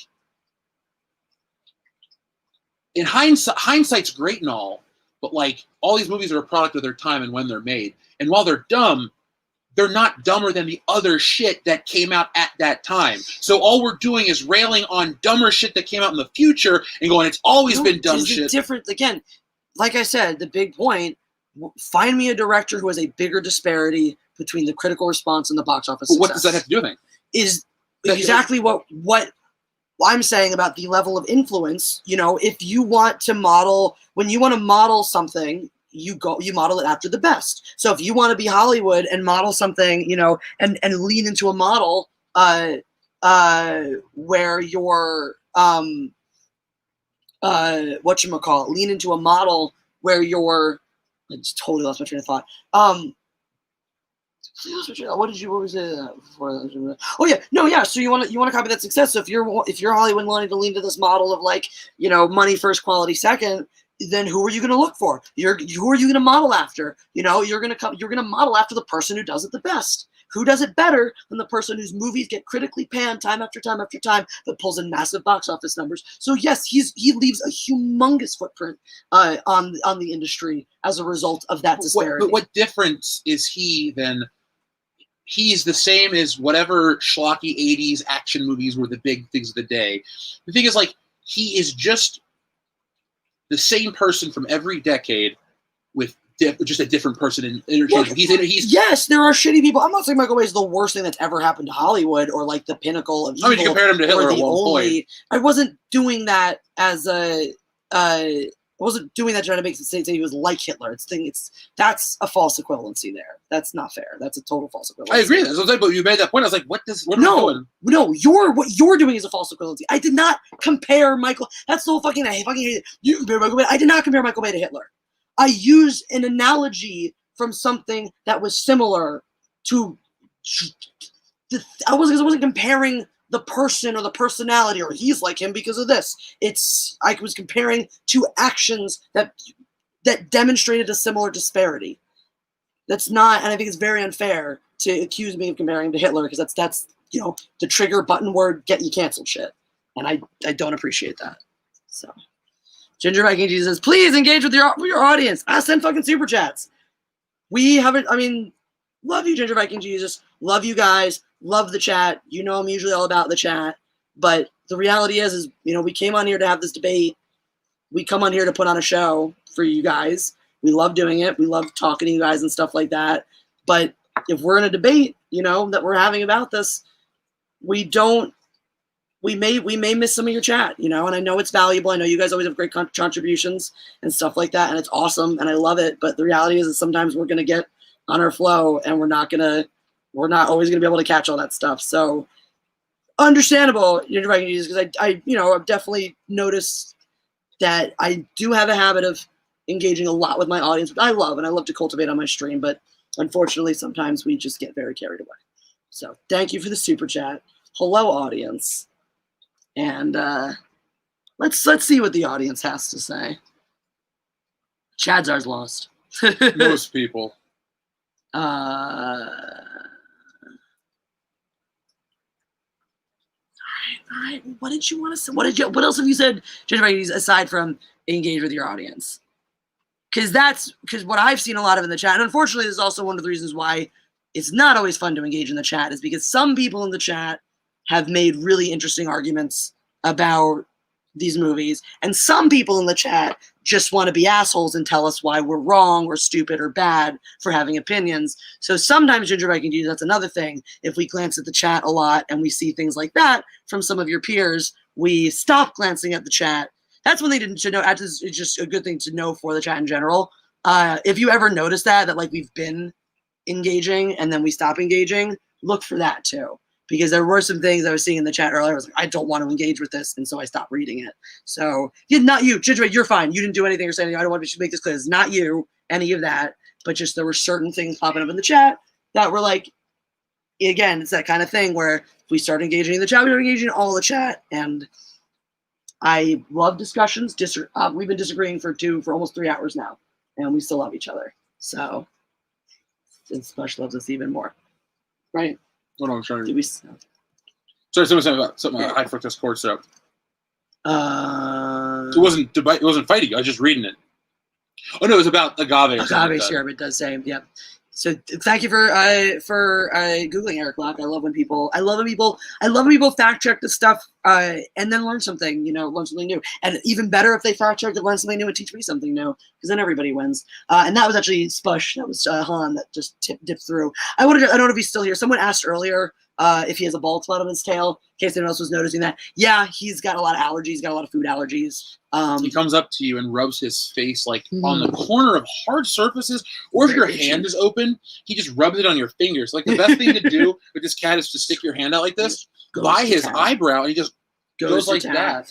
So he has a lot of food allergies, and unfortunately, it sucks because when he started developing these food allergies worse, or when I started to suspect that his allergies were food related, he also gets seasonal allergies too. So even when we keep him on a really good diet in the springtime, he still gets itchy. Like me, it's cute. He's got seasonal allergies like people. But I switched him to a low minimal ingredient food that's good for cat allergies, and that seemed to trigger my other cat's bladder issues. This was a couple years ago now. So Lando needed bladder surgery. He got these horrible stones. It was very, very traumatic. And so Lando is on special food for his bladder. And even though I do feed Han different foods and stuff to try to control the allergies as best as possible, I've got 4 cats. They eat different things. And he gets a hold of it, and that's, the one that we have Pancake now who loves to steal food. I never eat it. He takes it. So We got Boston Market the other night, and we got a little bag with the cornbreads in them, and he fucking sticks his head in, comes out with an entire little cornbread cake, and runs off with it. We find it mashed up by their dish later, largely uneaten. So shit like that, you know, and he'll go to the cabinets and shit like that. So it's impossible, unfortunately, to completely eliminate all of Han's exposure to allergens. We just do our best to minimize it, give him omega-3 oil and stuff that helps, especially when he gets that big flare-ups, like an extra little spritz of it, because it helps control the allergies and stuff like that. But yeah, that's Spush. Fun facts about Spush. I realized just looking at that, we've been arguing that we've been here for almost 3 hours, and as much as I've enjoyed this discussion, as much as we have not exactly found a natural conclusion to it, how do you feel about just saying fuck it and go to bed? Yeah, no Mad Libs. Yeah. No, I wasn't gonna. I was like, yeah, fuck it completely. Good night. Do you still want to do the Chronicus? No, I do. I want to do it out there. We got to give the people something to wrap up with, you know, after Ginger Viking Jesus. That's all. We just want to accept Ginger Viking Jesus. There we go.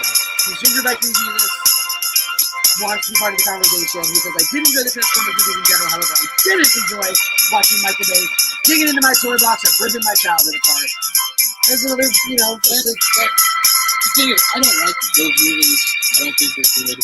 But I don't think Transformers is any better than a show like Power Rangers and stuff. Where every generation wants to shit on the next generation's kid shows, putting in hindsight, they're always done.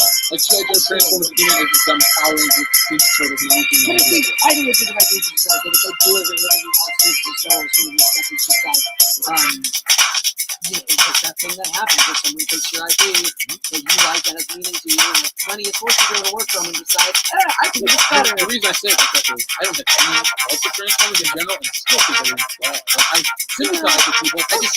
I'm not ever arguing Transformers from like ruin my childhood. I'm pissed. This movie's not good. Joel convinced me to go to the last two that I saw. Like, you know, like I get the pain. It's our Star Wars issue. I'm just saying, like, when I argue it, it's not really.